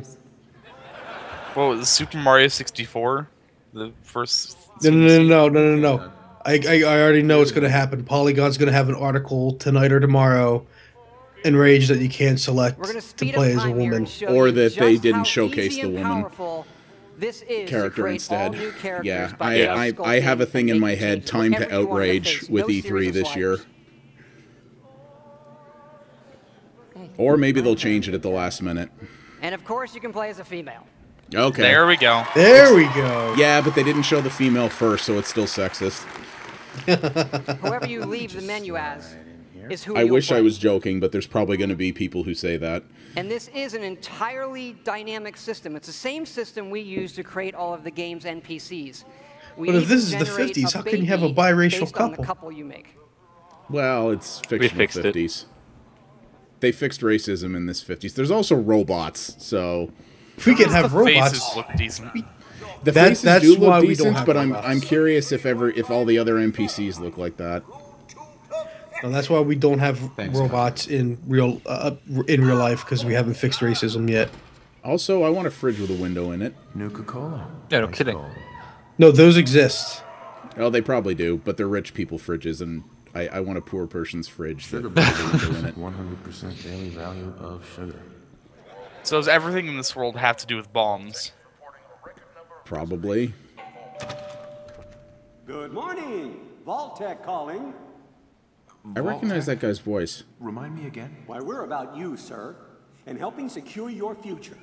You see, Vault-Tec what has that guy been is in? the foremost builder of state-of-the-art underground. I'll fallout IMDb it shelters. later. I don't He's know. been in a million things. I think he's one of those popular I've been in every game voice actors.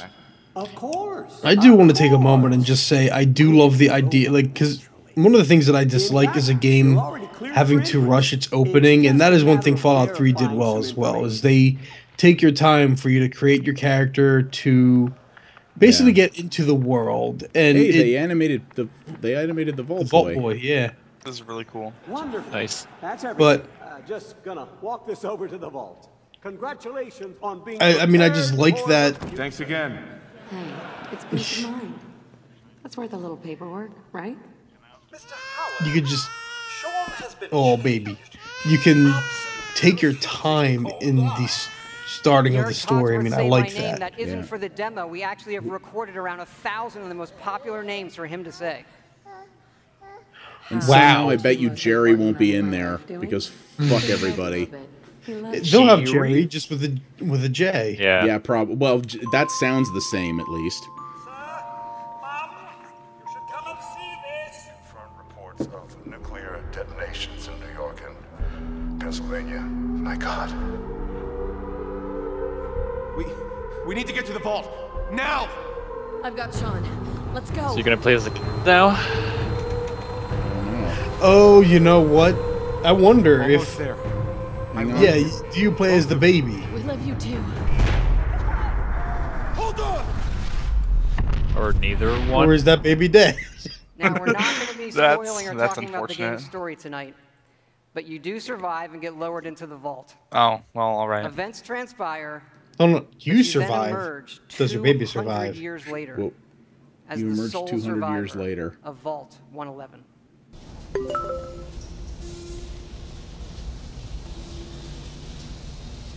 Spouse and baby were refrigerated. Call them the tropes. There's the big Bethesda reveal. You come out of the vault, and it's like, look at this world you can go explore. Which is a thing I like. This is an enormous dynamic world where you can create any kind of character you want, go where you want, and looks do better. whatever you want. Oh yeah, definitely look better than their last games. Yeah, and I think people are comparing to the trailer as well, because it doesn't look like, compared to Doom 4, it technically doesn't look as good for the character models, but look at that draw distance. Features full physical-based rendering as well as dynamic volumetric lighting. He's just talking about the engine. I was just curious if he was actually going to lie his ass off and say it was a all-new engine like he did with Skyrim. It don't matter. It's actually pretty beautiful looking. Yeah, even if this is their old engine, they've clearly made some big improvements. Codsworth, he's still alive. You don't breathe, you're a robot.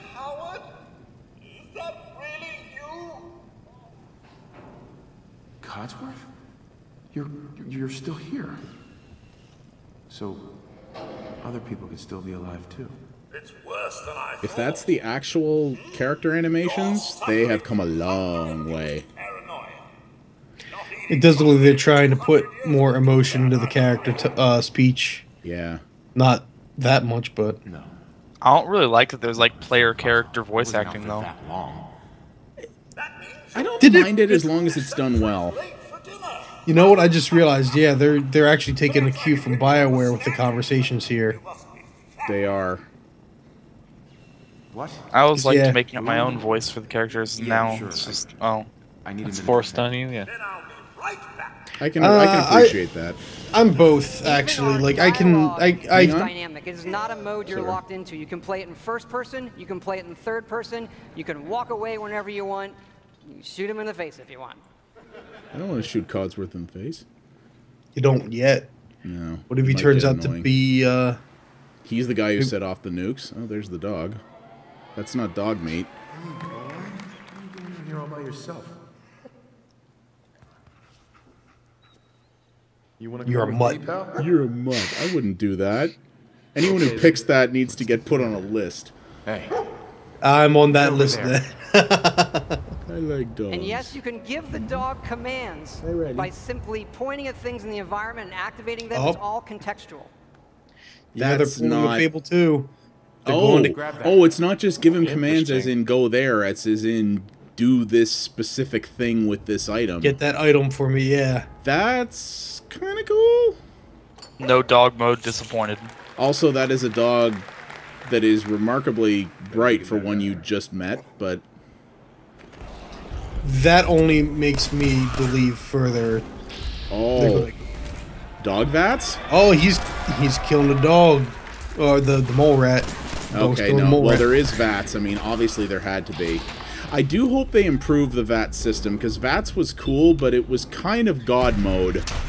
Yeah, but it looks like it's still moving, just slower. Yeah, it's not pausing. It is from here that you'll explore the most ambitious and detailed game world that we have ever made, culminating in the massive ruins of downtown Boston. I hate Boston. Well, now you get to watch it blown up. Where are you from? Ottawa. Quebec. Why would you hate Boston if you're from Ottawa? He's from Quebec. Quebecers hate everything that isn't Quebec. The Quebecois. Get the Quebecois there. Si, senor. Callis. Yeah, they're showcasing some of them locations. We saw the This looks... If this is, again, if this is all in engine, it looks cool. The lighting is definitely an improvement. Which is to say there is much of it. I haven't seen enough that I'm going to really want to play this yet.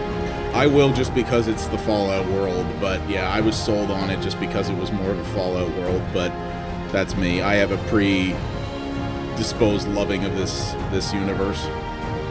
It does look cool. It looks good in comparison to... And that's the thing, like, even the conversation system and stuff, and...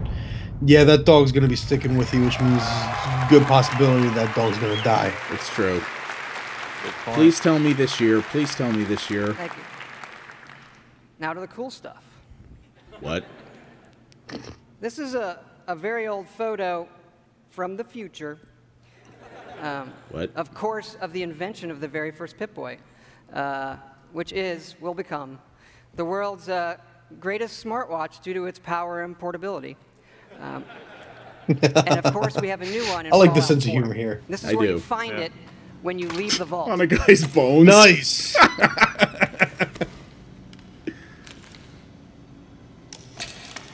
Apple Watch, bitch, please. Oh. I got monochrome up in this piece.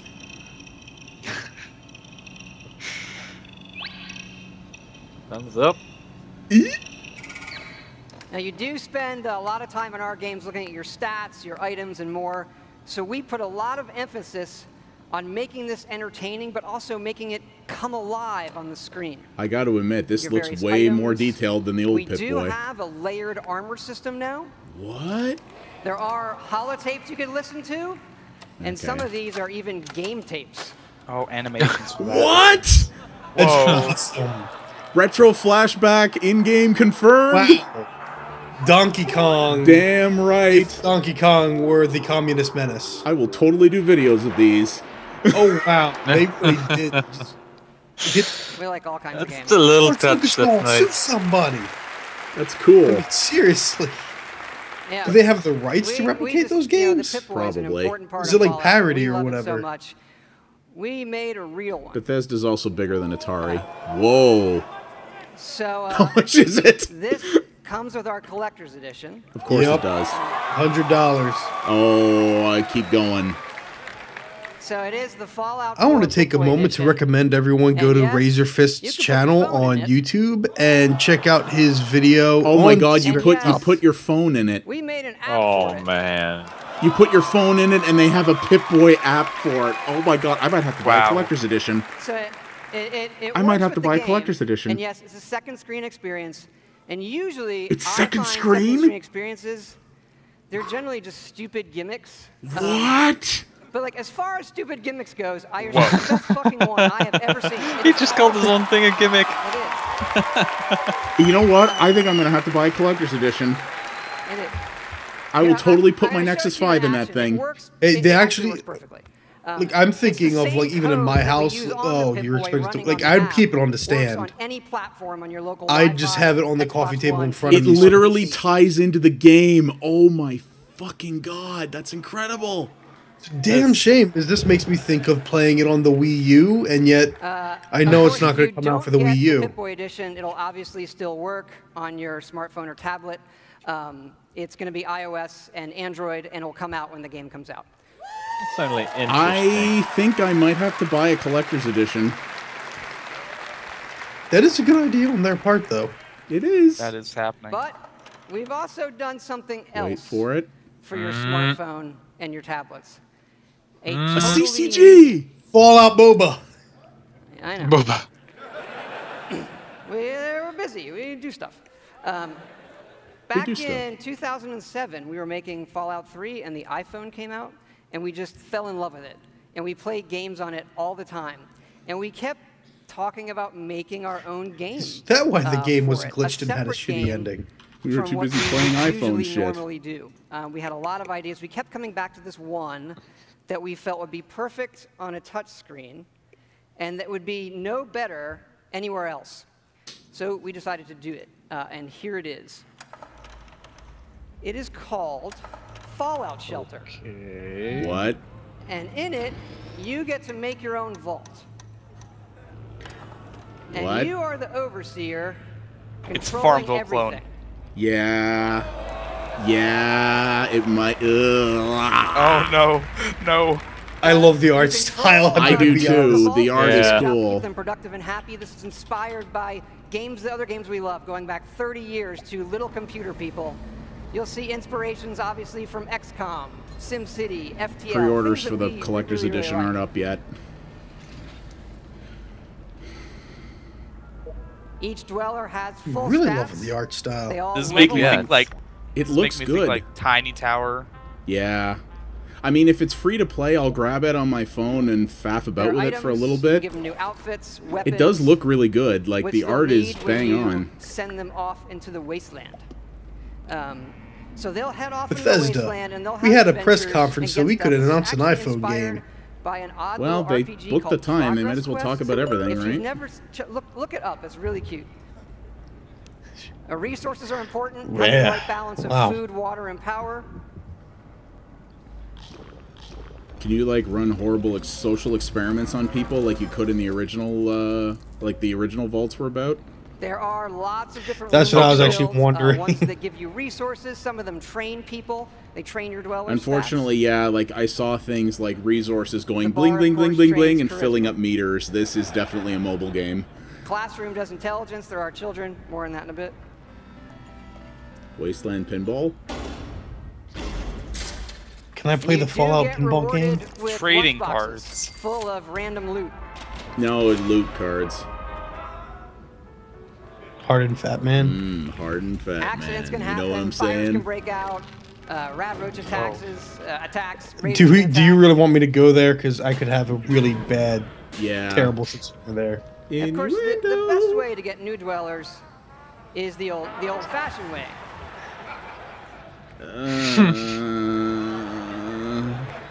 Definitely a hard and fat man. Go in the room. Well, you just wow. Well done, sir. Well done. There's your Polygon article. You get to name all the babies. Oh boy. And that is Fallout Shelter. That was good. Yeah, I'll download it and look at it. Why not? But I am not enthralled. Now, this game is going to be free, but don't worry, there are no paywall timers. You don't need an internet connection. Really? The real thing. It's just straight free? You build something, it's instantly built. All right. No internet connection, you can play it wherever you want. We do let you buy more lunch boxes if you want more random loot, but the whole goal of this game was to do something we'd really want to play on our phones, something that made us smile and had more depth than other things we were seeing. But what's been especially exciting and that's why Elder Scrolls isn't coming for another 5 years. With some great folks at Apple. You know what, though? What's even more it's not a free-to-play bullshit game. I'm suddenly way more interested in it. Yeah. Good job. Coming out when? I think he might have said today. But that's they on might have Apple. pulled a Nintendo, yeah. That's on Apple devices, though. Yeah, no soft launch. It's going to start rolling worldwide after the showcase this evening. I hope you check it out. Yep, they pulled a Nintendo. He said that was through a partnership with Apple, though, so it's probably not coming to Android just yet. No. We'll see, though. I'll check Google Play after Follow this. MOBA. Follow MOBA? So back to the FOBA? We love building stuff in our games. And if you think about building and crafting, Fallout is kind of the perfect Fallout world Minecraft. to do all of that in. So like mine many out. things, Mine out, Fallcraft. Fall Mine. And here's how it works in the game. We're allowing your character, while playing, to rebuild. Oh. Whoa. And it works like this. You can scrap items in the world for materials and then use those materials to build the way you want. Is this scrap? Whoa. What the fuck? And one it's of the player housing. Amazing. It's player housing. Dynamic game engine. Neat. All of this just works. What? In real time. Rip it apart. Now is there multiple? Beautiful. Oh, oh God, please. Suddenly it's Rust. Like the rest of the game, this Rust. is about making it your own experience. Rust out. We want you to build and decorate and make yourself really a place you want to live in. A new home for yourself. They kind of had this sort of, but not to this level of simplicity in Skyrim. They had the, what did they call it? It was DLC. Oh, yeah. Where you could build a house. Grows, people will arrive, but it wasn't like certain this. Traders, they have some of the best items in the game. What? For these people, you will need to... So you're like building your own town? Water, and even power generators. Shit. Dude, I was already sold, but this is just... If this is co-op, I got a new altogether now. Look at that. And then you run wires that connect. If this is a co-op, I might actually get this damn game. If this is co-op, dudes, we got a new altogether now. You can also build your own terminals Oh, yeah. that hook to this power grid, and then you can control the various things in tweaks. Oh, now the city skylines as well. The power lines. This is like Redstone in Minecraft. Holy just shit. made easier. This includes things like turrets. This isn't even an RPG anymore. This is just like straight up survival game, I guess. And you know what? It will be in early access. Waves of zombies. And it'll launch out of early access. Because your settlements can and will get attacked by raiders. Please be multiplayer. And now it's tower defense. And look at that. Or horde mode. Every game genre in existence. That is what this Fallout is. The ultimate game. Oh, and by the way, there's space shooting in it because why not? Yeah. It's like Star Wars Battlefront. Go to Mars. Sites Okay. in the game world where we allow you to build, and you can Hang on, even I just want to see if he run drops caravans multiplayer. between your settlements. Keep in mind, like most things we do, this is an optional part of the game that you can do if you want to. It's just one part of a huge game. But it's really, really great for Fallout. We just absolutely love this feature. Please be Yes! Please tell me it's multiplayer, please. It's not. It has to be. If not, someone's going to something about between settlements. So. And this crafting system carries over to other things in the world. So let's say you want to build this scope. And the game will tell you you need these components. And those components are found in all of the items in the world.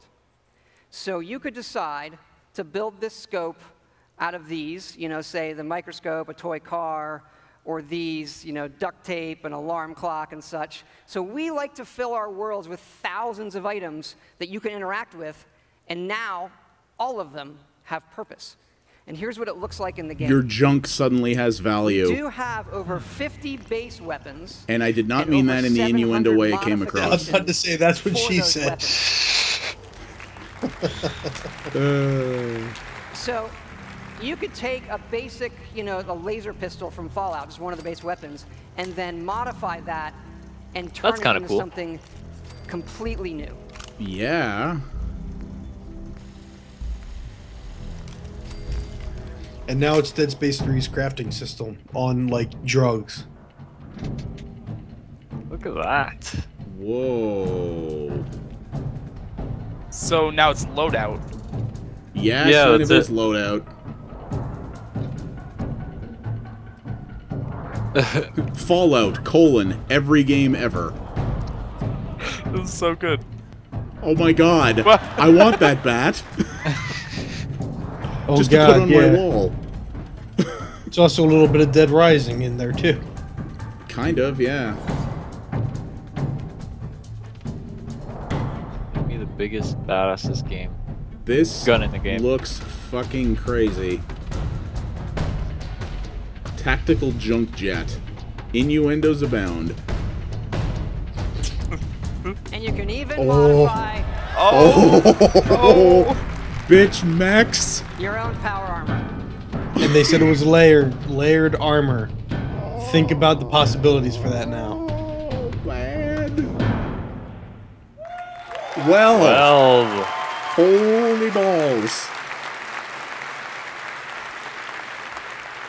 Love how their wristbands are glow sticks. We've spent a lot of time on all the weapons in the armor. There will be, if there is not multiplayer for that crafting mode, there will be a mod for that within a month to add netcode. And feel great no matter how you played it. You want to play it full-on first person, you can play it in third person, or you can use VATS, which now gives you more control to slow down time and choose your shots. You know, there's a lot of great things that this game does, but I tell you, you could be experiencing, you know, a quiet moment in the game with your dog, and the right song comes on your Pip-Boy, and the action breaks out, and you're reminded just how fun and special a Fallout game can be. And then the AI is still cooking fuck some shit up.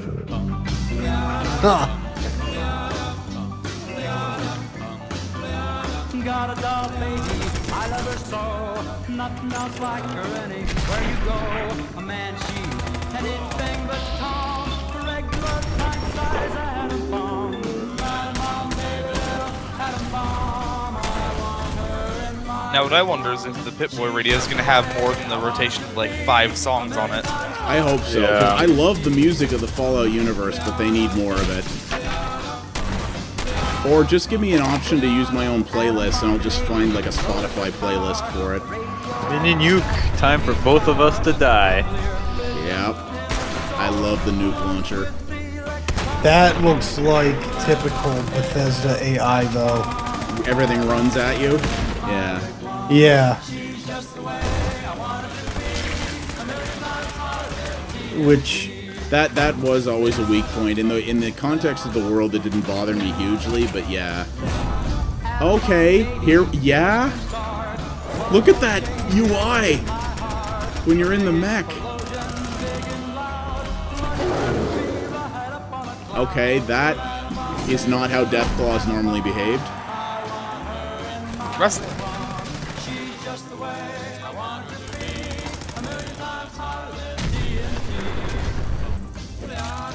Ugh.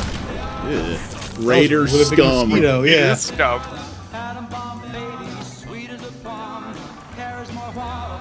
Oh. Call it an airstrike? I like the lyrics. Call of Duty style. Kill streak. Did you just shoot? Railgun sequence? Teddy bear sequence. Okay. Mech suit, yeah. I might be able to tolerate terrible AI for that kind of a thing. Whoa. What the hell? Are you taking down, like, cap ships?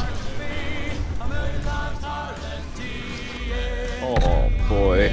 Oh, my. Amazon Collector's Edition pre-order, please. Ooh. It's too much. Too much for me. Wow. He wasn't kidding. They showed a lot of fucking Fallout. Thank you. Thank you so much. This has been obviously a really special project for everybody in the team. Many of them are here in the house tonight. Can you guys wave? Give a big hand. Are those the people with the white bands, I assume? Oh, nice. You know, our fans really are the greatest in the world. I know many of you are here tonight, and I want to let you know just how important it is to us, and we know we have a responsibility to do this game right, and your love and support of Fallout have pushed us to make this our best work. And we really appreciate everybody's patience. You know, we didn't say anything for years in this game while everybody waited. And we don't want you to wait too much longer. Oh, here we go. So, tonight. we're happy to say Fallout 4 is coming out November 10th. Yes! Yeah! Yes! Oh, boy. I'm in. November 10th. Fucking A right. Still no dog mode. First big holiday. There'll be a release. mod, don't you worry. That's not going to be in Everybody, time. really, That's not going to be in time for Extra Life, is it? Again. No. Alright, here's the MOBA, boys. Yeah. I think this is probably just the outro. That's what they want you to think. With the potential, I'm still Oh, wait, to the end. The one more thing is the MOBA. Now I'm gonna guess Quake they're MOBA? showing the Quake logo. Quake MOBA. Wolfenstein That boy MOBA? knows how to make a game and give a demo. Just a reminder, you don't need to wait to get your Fallout fix till this fall. Fallout Shelter will be available right after the showcase is over. You can find a direct link to it on our blog. We'll also be putting it out over all of our social media channels, so we hope you'll take a moment to download it and give it a try. We think you guys will like it. Better be on Android. And now we really have come to the end of the show. You just got to look at what is coming from Bethesda in the next year, and there's still more to come from our other studios. We are always trying to push the boundaries of what players can expect from our games wherever they play them, and we think this lineup has something for everyone. From The Elder Scrolls to Fallout, from Doom to Dishonored, we hope these are the games that people will be talking about and playing for years to come. Before we wrap up, one more thing. We've created something special to commemorate our first showcase and to thank all of you for helping us make it such a big success. Take a look. Where is he? Come on out. Quake 6, available tonight. It's a pop vinyl of the Fallout guy. Well, maybe not a pop vinyl, but he looks certainly chibi. Fallout Amiibos? So you can pick up your set of figures on the way out tonight. Free swag! Woo! Can we get a Doom guy into All-Stars Racing Transformed? Yeah, I do that. I play that game. Bethesda Racing. Bethesda used to make drag racing games. I feel like that's a mixed reaction. If you don't want it, it's fine. You can just leave it there. Now, for those of you at home on Twitch, do not despair. We did set aside some of these for you guys. We are going to be giving them away on the post-show with Adam and Morgan, so stay tuned to find out how you can win one of these. Also on the post-show, no, if I have to listen to Adam Sessler for half an hour, it's not worth it. Conversations and interviews with Don't worry, you can find listings of it on eBay, I'm sure, within 20 minutes. You're going to be able to. And it'll cost as much as a mortgage payment. Yeah, it'll cost as much as my mortgage. One of their screens is having issues. Yeah, it is. They got a loose HDMI cable in there, I think. Well, there we go, ladies and gentlemen. Bethesda, one press conference down. That was, especially considering it's the first one of these they've ever done, that was pretty fucking impressive. Yeah, that was actually really good. Yeah. Back, everyone. My name is Hi, Adam Sessler. Yeah, I'm not gonna mute this. No, I'm putting it on. I'm putting it on mute, but. That was, wow, that was a lot of video games, and showing a lot of each of those video games. Actually, it wasn't a lot of video games, but it was a lot of showing the video games, yes. And well, I was going to say everything in there is something I'm interested in. Definitely not, I signed up for that Battlecry beta. I'll try it, but I'm not particularly interested in it. But yeah, friggin' Doom, Fallout, Dishonored 2, I'm pretty much in on all of that shit. Dishonored 2 is the only one that I'm guaranteed to do. Doom will depend on what else is coming out at the time. Yeah, here we go. They're actually showcasing the yeah, I'm seeing that. Figures yeah, at you least. basically use the hashtag, it looks like, so. I don't care about that. I just, am I going to be able to buy them when I walk into a hot topic? Probably not. The Bethesda blog is offline. I'm sure it is. Ah. Boom. And there go the servers. But no, they showed, honestly, Battlecry, I'd say, was the one weak point. They didn't spend too much time on it. So, what are we looking at? They're re-showing the trailer. They're just re-showing trailers. They're re-showing the Doom 4. Okay. That's the mobile version. I tell you what. Let's go over these things in order, I guess. So, from what we got. So, I mean, Battlecry, we'll probably skip that one because none of us are too into that. Elder Scrolls Online, who gives a shit? But I have to say, for a game that apparently has been in development hell for a number of years, assuming that the entirety of what is developed of Doom right now is more than what was just shown in those two trailers, that looks like a pretty goddamn good first-person shooter. Yeah. It does. It looks like the kind of first-person shooter we haven't had in a while, and they look like to be modernizing it in a good way. Well, the same thing they did with Wolfenstein. It's the same thing they did with Wolfenstein. They took an old-school formula, they maintained what was good about the formula, but they put all the modern accoutrements on it that made it amazing, and it kind of looks like that's what they're doing here. See, I never felt like Wolfenstein, The New Order, was old school, really. I didn't get that feeling from it at all. Most of what I got from it was the fact that it was clearly a game made by former Starbreeze people, because storytelling wasn't actually bad. Yeah, I mean, it was that, but it did have things like some of the health pickup systems, the way weapons worked, things like that, definitely had similarities to the older one, but it also felt like a modern game, and it kind of looks like the fact that Doom, you have, you know, parkour in it, the ability to climb on shit, like that was never been a thing in any Doom. Oh yeah, yeah, and you know what, I like the look of a lot of it, I really do, but it's like, for some reason, I mean, maybe I do need it to be co-op or to have co-op capabilities, because from what I saw, it's like, it looks like a lot of fun, but it doesn't look like something that I'll absolutely love. But then again, it's hard for me to tell anymore when it comes to shooters. It takes a bit. So if they release a demo or if I get to try it or something, or maybe I'll just buy it on a whim depending on how things are going, maybe I'll find myself to be absolutely in love with it. I gotta confess, like I did really like Doom 3, but no, I mean I'm liking the look of it. It looks like it's gonna be a good, fun game. It's gonna be what people really want to see, kind of a thing out of id Software, because it does. I mean, in some ways it looks like Doom, but it's much more focused on the arena combat, whereas even the first Doom one of the things I remember, in addition to the labyrinthine levels, was secret passages, finding ammo pickups and stuff like that. You find all the pickups and you get all the ambushes, especially. So it looks like they're definitely trying to focus it more on the combat, not necessarily just being a sort of like modernization. It's picking what it wants to be, what it wants to modernize, kind of a thing. Which is fine, yeah. Oh yeah, definitely, because that's the thing. Like, the current form of combat in most first-person shooters is much. You don't have a very good arcadey thing, and even if that is a arena-ish kind of shooter, where you just walk into a room and you're going through an arena as they throw hordes your way, it's still it's got an arcadey feel in that regard, and that's what Doom really should have. Yeah, absolutely.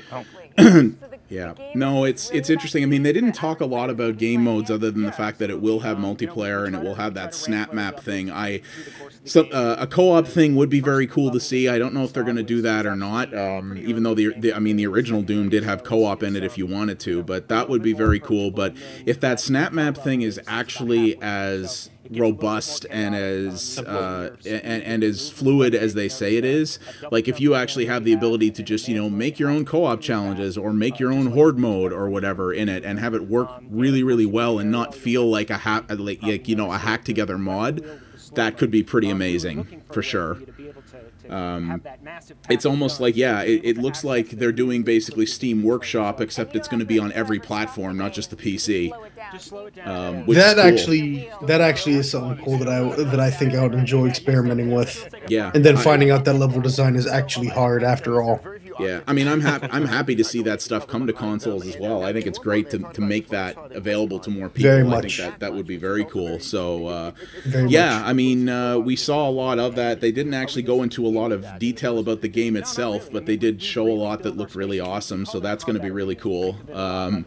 I mean, Dishonored, when you think about it, they didn't really show a lot about Dishonored other than the fact that, there are going to be, I guess, two protagonists this time, one of whom is going to be the girl that you saved from the previous game, which I think is really cool. Let's really think about what we saw there, because, I mean, we do know it's a new island, which means it'll have a different atmosphere in that regard, but it's like you're not using Blink anymore. You're using something that's a lot more like a grappling hook. Like, at least as Emily, Yeah, at least as Emily. Actually, that's true. Because they did say you could play as both Corvo and Emily, which it makes me wonder what shape the different stories will take.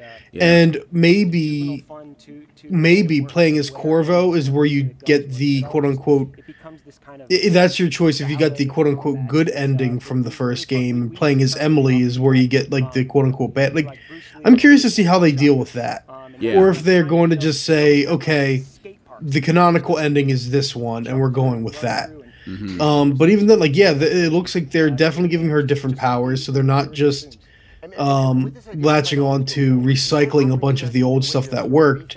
And that transforming room and the robotic guards he had, they called him an otherworldly person, so there's definitely going to be a lot of other things going on than just using the powers in an open environment. And like, for me, like, okay, co-op could be interesting, and honestly, Dishonored 1 was open enough. You really could do co-op in that game. You could have. But I'm just... I mean, to me, the two protagonists is going to mean one of two things, which is that either that we're going to have co-op, or if we don't have that you're going to have two characters with two very different sets of powers, and maybe either two stories or two very different ways to progress the story if you choose to play the game twice. Which either way interests me a lot. And as I said, like, it looks like they're going to have... I don't know, like, maybe my mind... Because it is late at night for me.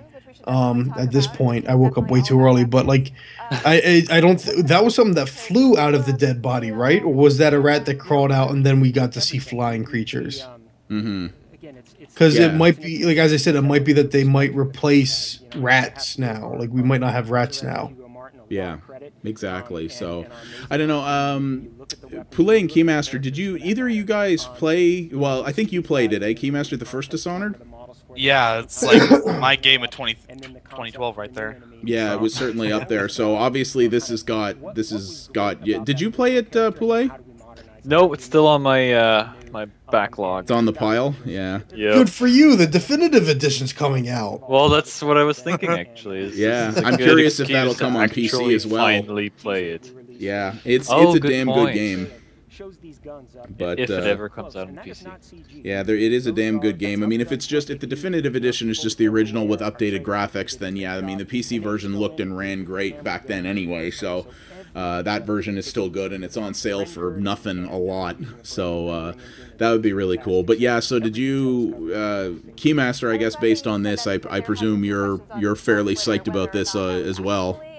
Yeah, I was already sold the moment I heard they were making another one, and the kind of me too. And I mean, the trailer showed. I really like the idea of having different powers in the first one, because although Blink was a cool ability, it got kind of jarring and boring sometimes.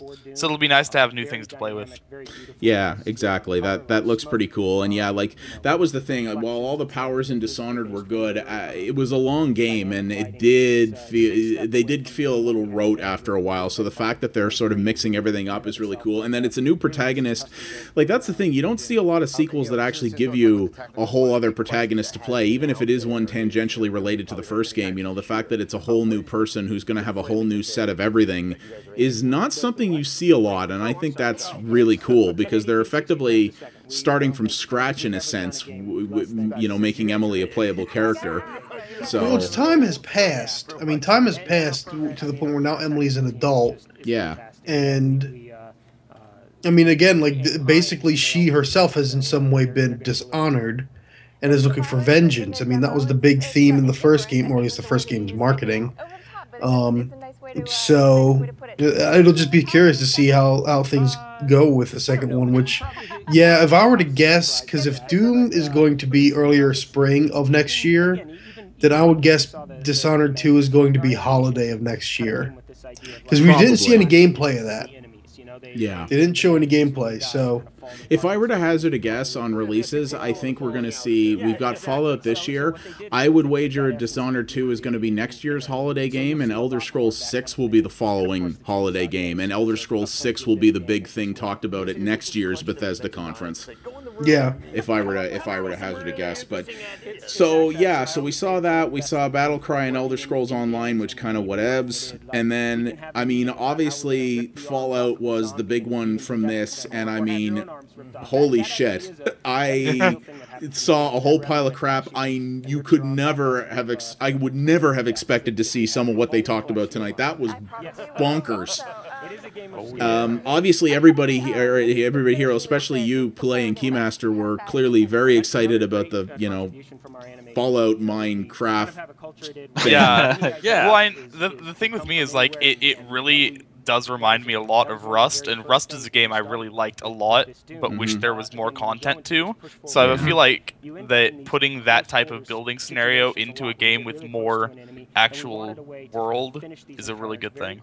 Yeah, 100% agree with that. I mean, and like I said, if that doesn't have multiplayer in it, I suspect we'll see a PC mod adding netcode in within a couple of months at the outside, at least in some form of beta. Without a doubt. That would be weird, though.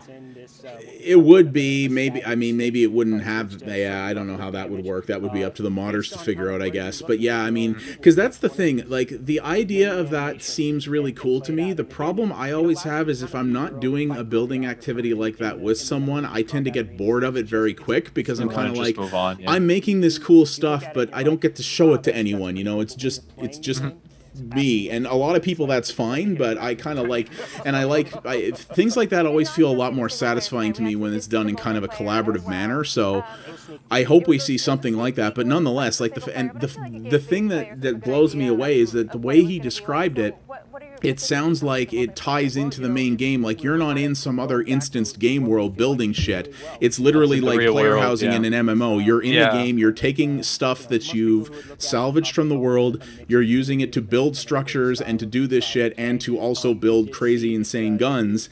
And you're literally creating your own little town with your own AI agents, your farmers and your shops and stuff. in the game world. So you can literally make, like, Fallout 3 had the Republic of Dave, you know, you can make the Republic of Pule, which that sounds really cool. Like, you're literally staking your own claim and making your own mark within the game world and having a really tangible impact on it, which is pretty crazy. For that, I'd say we would need to, because there was a lot of talking during that part of the stream. I didn't get to hear everything clearly. I do remember him talking about something about other settlements, so it's possible there's an online or multiplayer aspect to that. Yeah, he did say other settlements. I think he was referring to yours, but yeah, maybe. Yeah. Or maybe your settlement, depending on where you put it, can actually compete with other AI-controlled settlements in the world for either resources or territory or something along those lines, which is neat in its own way. It means that you're actually you don't just have this village that's kind of isolated in the world. You're sort of plugged into the world. That's cool. Which is pretty cool. I mean, that's something I never expected to see. And, like, here's our massive 100-hour open world RPG. Oh, and by the way, you can build shit. Like, what? Let's add more stuff. That's pretty. I mean, it really looks like Bethesda has taken all the money they made from the previous Fallout games and Skyrim and has just said, you know, it kind of looks like they went, let's take every idea that we previously said this is way too crazy to do and make it work.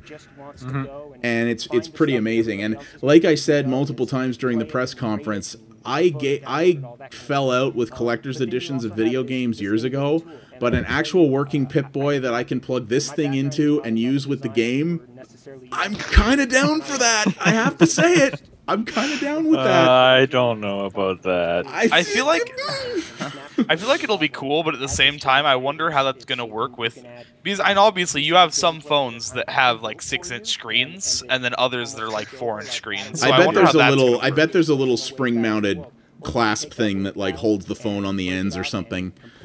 But I don't know. I mean, it depends what it costs. If it's like $150, then nah, I'll just put my phone on a stand and use it with the game. The thing that I think is really cool, though, is the fact that second screen app, because so many second screen apps for video games, like Todd Howard said, have just been pointless bullshit gimmicks that don't matter. But this is literally like, hey, stand your phone up on your desk and you have an extension of the game UI. Like, that's actually useful. And it looked like it was pretty much like, instead of having the Pip-Boy menu in-game, it's literally just on your phone. So, and that's really cool. If I'm wandering around the world, and instead of having to hit the tab key to bring up the Pip-Boy and faff around, I can just look down on my phone and go, and the changes are reflected immediately. That's how you do second screen properly. And that would interest the hell out of me to be able to do that. Whether it's sitting in a collector's edition Pip-Boy or not, I would totally do that. If only it were on Wii U and we could use the gamepad. Yeah, but honestly, I'm going to be honest.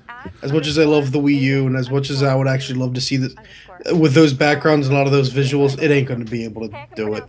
They already said that they're not. I mean, the Wii U, unfortunately, is more akin to last-gen hardware, and they already have said that Fallout 4 is PS4, Xbox One, and PC only. Yep. So but you're right. Like that the Wii U was literally made to do that.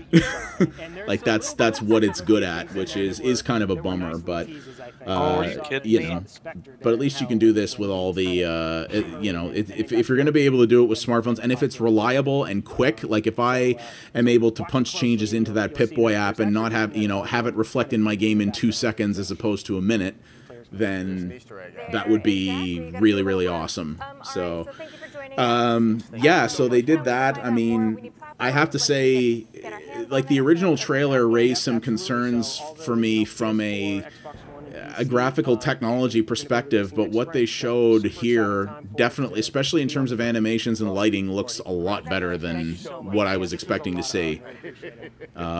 If they're still running on that old 2006 version of Gamebryo, they have clearly bolted a lot of new stuff onto it. Kind of kidding. It's a very big improvement, and yeah, it's a Fallout game that has really bright popping color, which I think is incredible.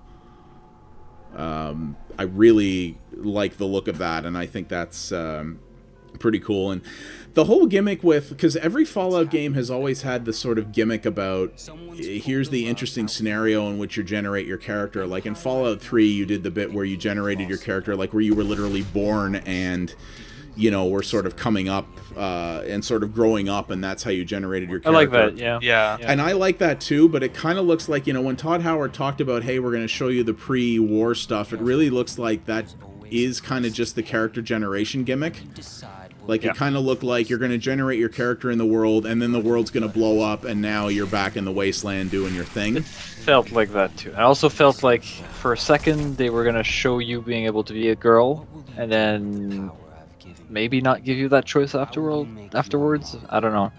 I mean, obviously, if you can play as a woman, the other thing that we did talk about is the fact that you do have a voice protagonist. Obviously, they're going to have, since you can play as a woman, they're going to have both voices there. I gotta interject real quick because they're showing the Dishonored 2 trailer again, and that was some kind of a rat bat that flew out of that corpse. Rat bat. Rat bat. So it's a brand new plague, and it's a brand new or humming rat. I mean, humming rat. Oh God! Because of the way the wings moved, it's a flying creature of pestilence. You're right. Yeah, you're Something right. interesting too is you can see that there's actually is that a picture of the Sokolov guy in the back? That's a good question. Yeah, it might be actually. You're not That's wrong. A good catch. That's a good catch. So he must have some sort of importance if they're going to put a picture of him there. It's true. This is probably one of those little trailer clues that has become all the thing lately. Like, you know, pick up this detail. What does this mean? Yeah, you could be right. I'm sure there's going to be all kinds of YouTube videos or online articles breaking down there'll be every analyses of it. The other thing I really hope, I know we're kind of zipping back to Dishonored 2 here, but I'm just seeing this. I really do hope there is a lot more, because one thing Dishonored 1 didn't have was combat with robots that was like this, where it's more like humanoid robots that you could actually like melee hand to hand with. I would love to see that.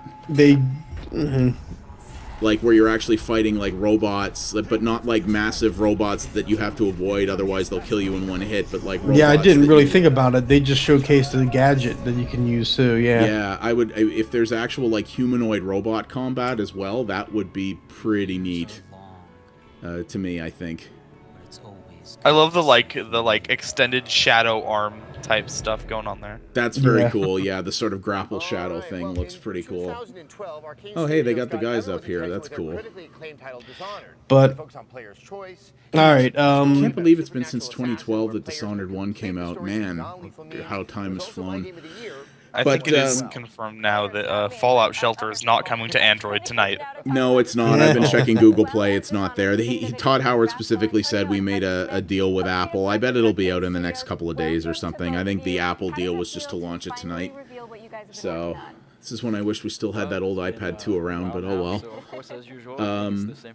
But yeah, no, this, I mean, Fallout was obviously the big boy of the night. I mean, the fact that it's coming this year is, I'm happy I was right about that, just because, I mean, I knew that Bethesda was not going to have an event tonight and not announce that something they talked about wasn't coming this year. Something that they talked about was definitely going to come out this year, but I wasn't sure.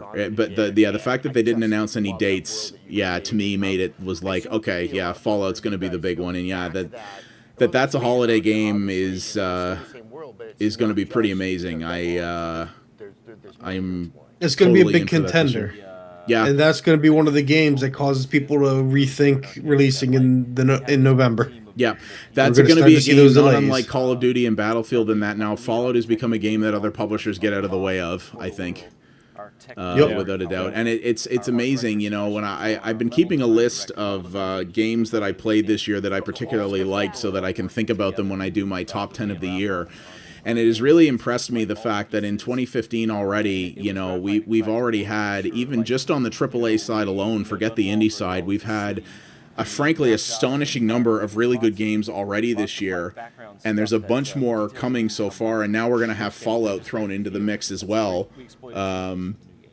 It's going to be a friggin'... I think there's going to be some hard choices people have to make when they're doing their personal Game of the Year list this year. I think it could be quite a challenge.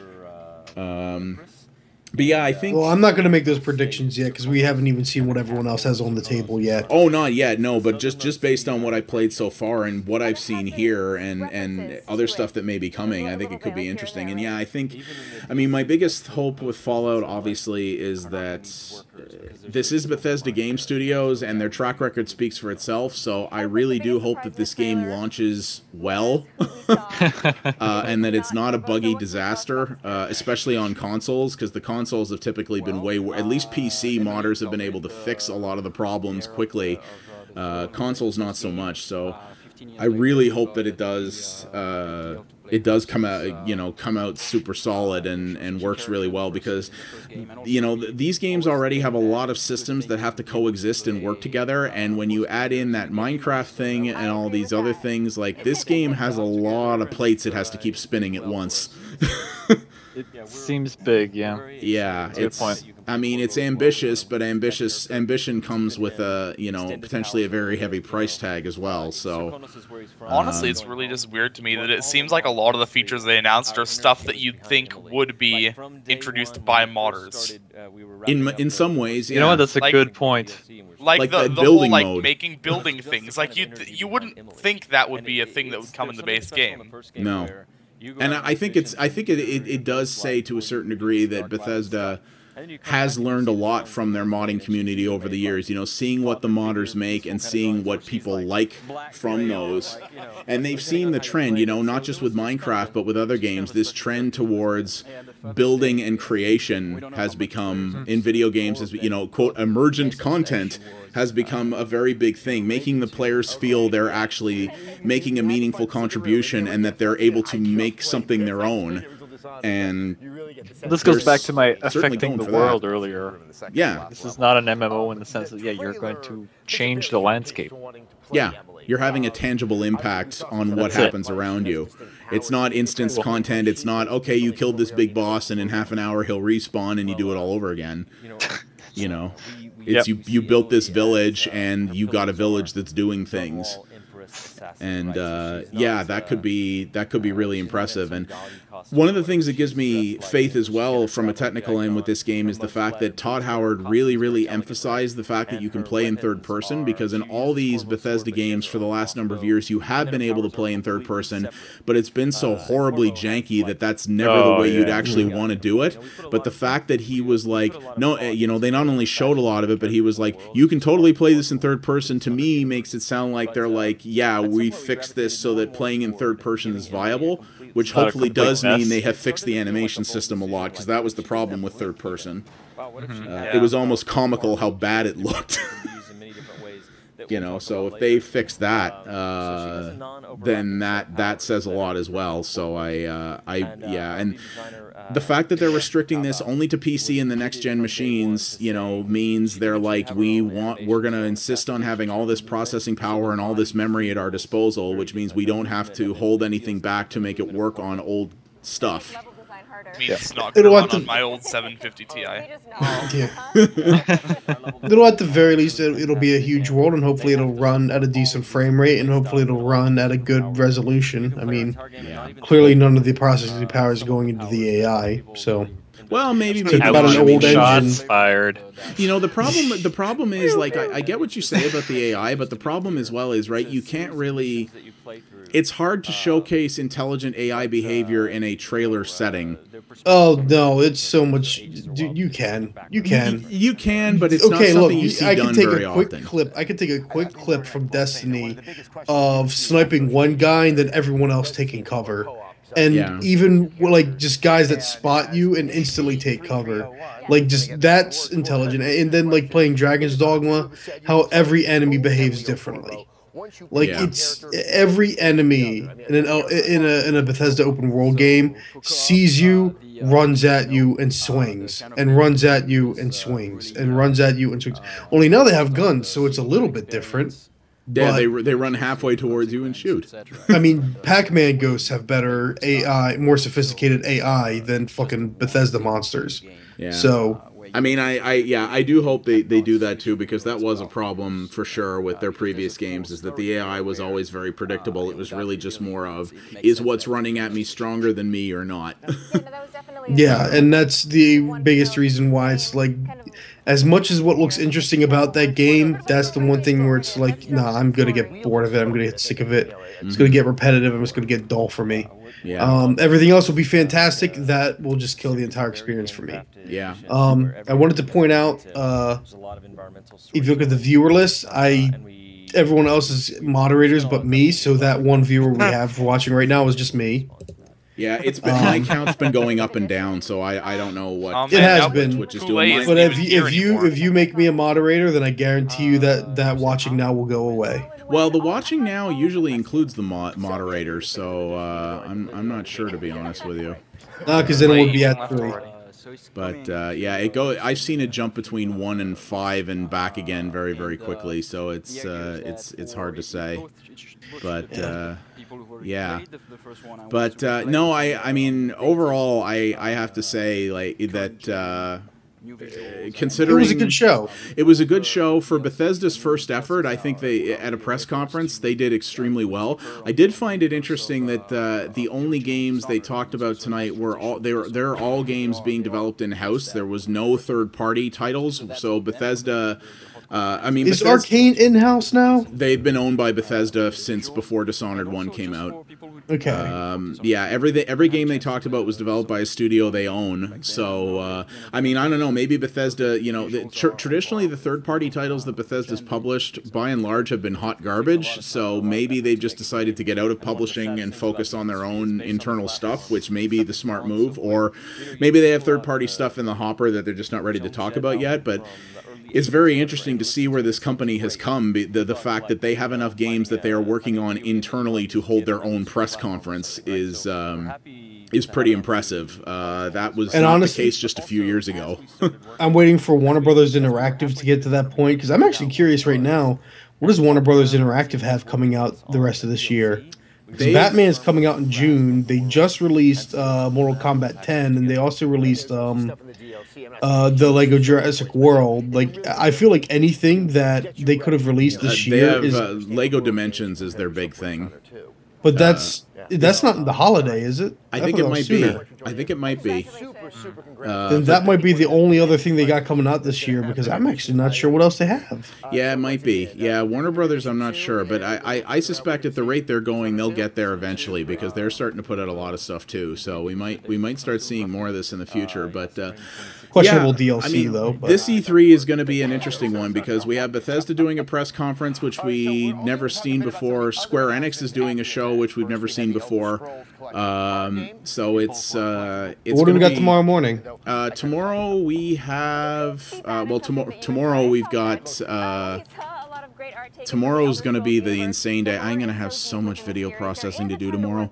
You started with Microsoft, I believe, right? Tomorrow we start with Microsoft. That's going to be at 12:30 Pacific. It's Microsoft, then EA, which is going to be a 1-hour show similar to this one. Ubisoft, which is going to be probably 90 minutes. Sony, which will probably be, knowing Sony, at least 2 hours. I believe that's what they said. And then Tuesday we have Nintendo, Square Enix, and the PC Gaming Show. So all right, so tomorrow morning, let's say, well, that says they're starting 12:30 Eastern. So I guess I would say we'll probably start around. We'll similar to tonight. We'll probably start around noon.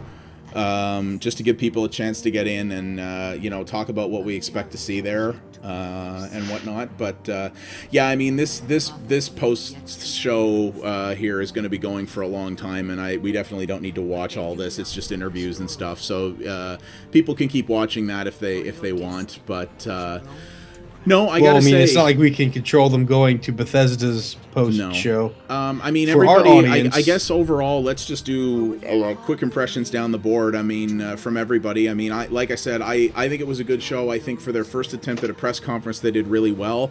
I think they paced it well. They kept it moving. They didn't focus on talking about business bullshit and sales numbers and all this other stuff. It was just games, games, games. They showed a lot of footage of every one of their titles, which is what I really wanted to see, and they gave reason to get interested in all their stuff, which I think was well done. So good first effort, Bethesda. But yeah, what about you, Chris? I mean, I think the best thing that a company could do for a press conference is focus a lot on the games, while you want to have some level of charisma. You want people to be drawn in, and you want to be able to have those talking moments where you're giving good details. And they interacted with their fans very well. They provided a lot of good information. They didn't spend too much time talking, and when they talked, it wasn't bullshit. They weren't trying to talk sales numbers. They weren't trying to talk. They gave enough that investors can be happy, but now the fans are like, we have so much stuff that we're hyped up for. It's a good way to start E3. Actually today in general, like when I look back to Nintendo stuff today, Nintendo, they still had surprises. I was delighted to see. I even enjoyed watching Nintendo World Championships, and I usually don't care for esports. So even though I imagine a lot of esports people would be like, well, it doesn't count or for something. But that was a good start. Bethesda show was a good start. It'll be tough to top. It really will. Because Bethesda had a good showing with Doom. It looks like what Doom needs to be. They had Fallout 4, of course, which everyone else is always... That's going to be a Game of the Year contender. I guarantee you, like, a lot of publications will be calling for that to be Game of the Year already. Yeah. Like, the fucking people in the audience made up their minds already that it's going to be Game of the Year. And it's got a lot of good stuff in there, too. I mean, again, like, for me, the AI is enough to ruin it, but otherwise, I'd be really interested. I mean, just the idea of building your little town, your little haven, and having to defend it from raiders as well. I would actually love to see the multiplayer capabilities of that, if they have any, which I don't know if they will. Yeah. But for me, I mean, definitely stealing the show is, of course, Dishonored 2, because Dishonored... I chose mechanically that in 2012 that... Was it 2012 or was it 2013? Because Dishonored 2012 beat The Walking Dead Season 1 for me. Yeah. For me, Dishonored was better purely because of the gameplay, even though the story wasn't as good. And having replayed The Walking Dead Season 1 for my review, I mean, I love the story. It's really well written. The gameplay is fucking shit. Yeah. Even as far as adventure games go, the gameplay is fucking shit.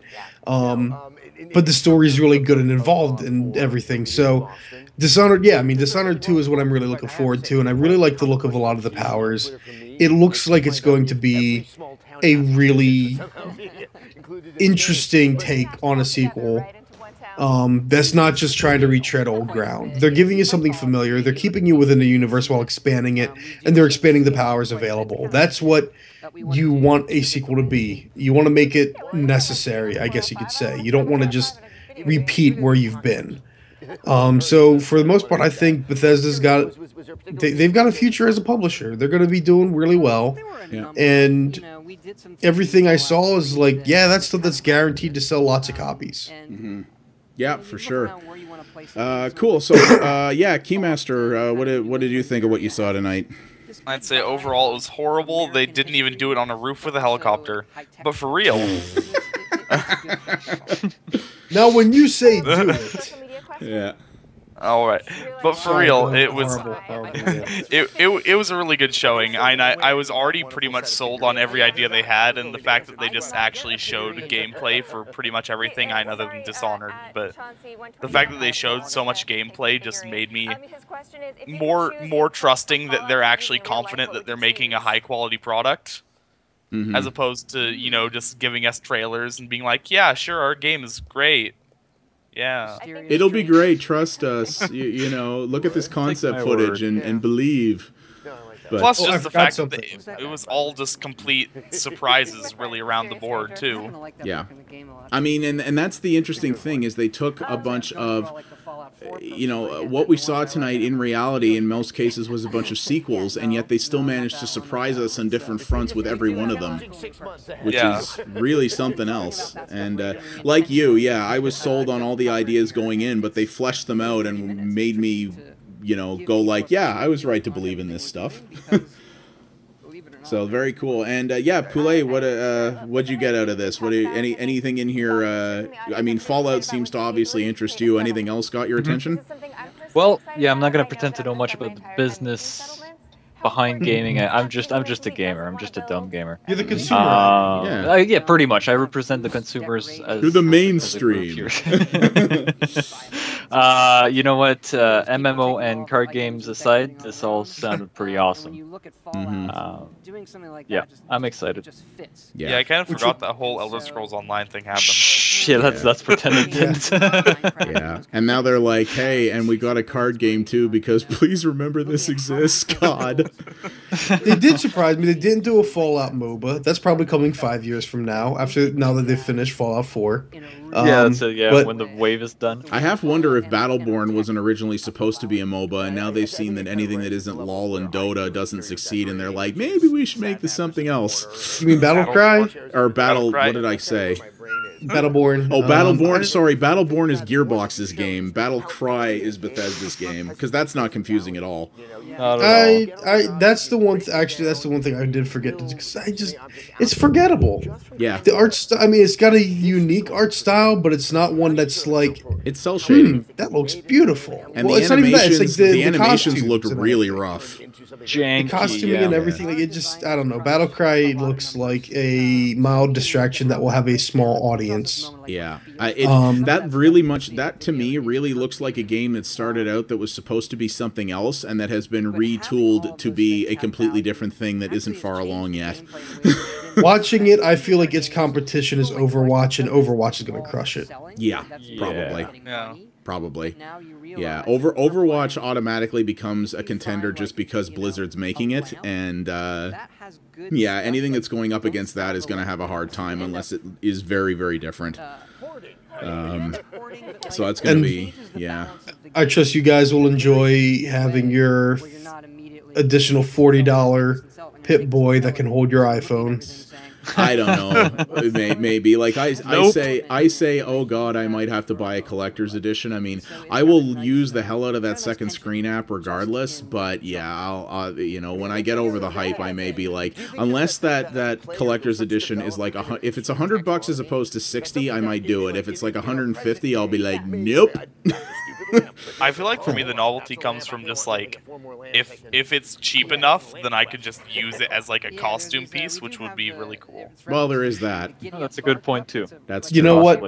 No lie. I will be completely honest. Actually, I guarantee you a bunch of cosplayers will be getting the collector's edition for that reason exactly. But probably no lie. I honestly would consider the collector's edition if it came with a making of, because Elder Scrolls Oblivion collector's edition had a great making of documentary on there, and nobody makes those for games anymore. No, well, unless they're Kickstarters. Yeah, unless they're Kickstarters. Kickstarters do that, but yeah, you don't see a lot of that with AAA games anymore. And I always find that making of stuff fascinating, and yeah, if it came with that, I'd be interested as well. And that's the thing, like Oblivion, like again, like I don't even like these Elder Scrolls open world games, but Oblivion's was great. Yeah. So yeah, I would totally drop the cash just so I could have a Blu-ray of a making of Fallout 4. Yeah, because I love that stuff, and they don't have enough of it. Well, cool. So yeah, well this has been just the first of what is going to be, good God, I think 6 or 7 of these streams as E3 gets started. So yeah, I hope everybody who watched enjoyed this. Barring any, I'm going to try to do this before I go to bed. Barring any weird technical foul ups, this will also go up on my YouTube channel for people who missed this, who missed seeing it live. So it will go up there if this works. This is a very large video file, so I'm hoping my computer doesn't melt when I try to import it, but we'll see what happens. But yeah, we're going to do that, and we will be doing all of the other shows as well. So Chris and I are going to be on every one. Yep. I know KeyMaster, you said you could probably make some of the other ones. I'm not sure which ones. But I should be at all of them other than Ubisoft and Sony. Okay, well that's cool. So that's great, and we might see if we can get. There's other members of the RambleCast that we've invited to be on this, but they're all really busy people, and I'm going to see if I can invite some other people to join in too. So we'll kind of have a rotating cast. But we're going to do a similar thing. We'll give some predictions up front, watch the show, and then talk about what we saw afterwards. So, yeah, I hope you guys enjoyed it. If you do have any comments on the, whether the audio levels or anything else about the presentation, either comment on the YouTube video when it goes up, or just tweet me at PXA Media and just let me know. Oh, Morgan Webb's actually showing what the Pip-Boy thing's going to look like. Yeah, tweet me at PXA Media. Let me know your feedback, and I'll tweak this as we go. I've got about 7 different technical plates juggling at once here, so I may have to tweak that a little bit. That thing looks really cool. It looks pretty big and heavy. It does. Yeah, it doesn't look like something I'd like to play games. But I don't know if this is the same thing, because it reminds me of a very sophisticated Ninja Turtles toy from back in the day. It's the only problem I can see is it would be hard to like put your hand on your keyboard with that on your arm. Yeah. And also, where do you put your phone in that? I don't see If you recall, they did have a stand for it. So, I mean, to me, it makes more sense to have the Pip-Boy. Like, as I said, like as I was saying, like, I would sit on my couch, put that on the coffee table, and I'd be playing. But then again, I'm a console peasant, so that's how I would. But even if you're sitting at your computer desk, just, I don't know, shove some of your shit off your desk and. I'm just wondering where you put your. I'm just wondering where you put your phone in that, because like I guess maybe the screen thing pops out and then you put your phone in that. I suppose they showed it during the press conference. Oh, they did. Okay, I missed that. Okay, so that's how it works. I mean, it definitely doesn't look chintzy. Like, it looks like a very well crafted thing. I have to give them credit for that. I think a very good. It remind you know what? It specifically reminds me of the old submarine Ninja Turtles toy I had. It has just that kind of a plastic sheen, and that thing was kind of heavy, because they expected that to go underwater. So they did. Oh, really? Yeah, so that's what it reminds me of. It'll be good quality. Maybe you can take your Pip-Boy underwater, go swimming. That'd be all right. And then you'll sink to the bottom and drown because you can't lift your arm with the thing on. No, man, you could just on your Pip-Boy, you just up your strength right then and there. Yeah, like, I leveled up, swim skill up. I just punched through the pool. Yeah. Exactly. Cool. Sure beats the Pip-Boy watch face to my Pebble. Oh man. So yeah, but yeah, this is gonna be I hope this is gonna be cool. Hopefully you guys enjoyed watching it. Like I said, drop me any feedback. But otherwise, thanks for hanging out, Poulet. If you want to, I know you've got to work tomorrow, but if there's any of the other shows in the evening in particular that you want to sit in on, feel free to let me know. You're more than welcome to any of them. So for everyone listening, I mean, let's discuss that after we go offline. So for everyone listening, just come back on for us around noon. Eastern? Yeah, noon Eastern time tomorrow, June 15th, is going to be the pre-show for Microsoft. So that should be an interesting one as well. So we'll have more than just one company's games to talk about. So that should be cool. But yeah, thanks for watching, everybody, and thank you all very much for joining. This was a lot of fun. I'm looking forward to doing more of these. And actually, good timing, because the Bethesda show just ended. Would you look at that? So we timed that out very well. So yeah, thanks for watching, everybody, and yeah, noon tomorrow. We'll see you for Microsoft. Have a good night. See ya.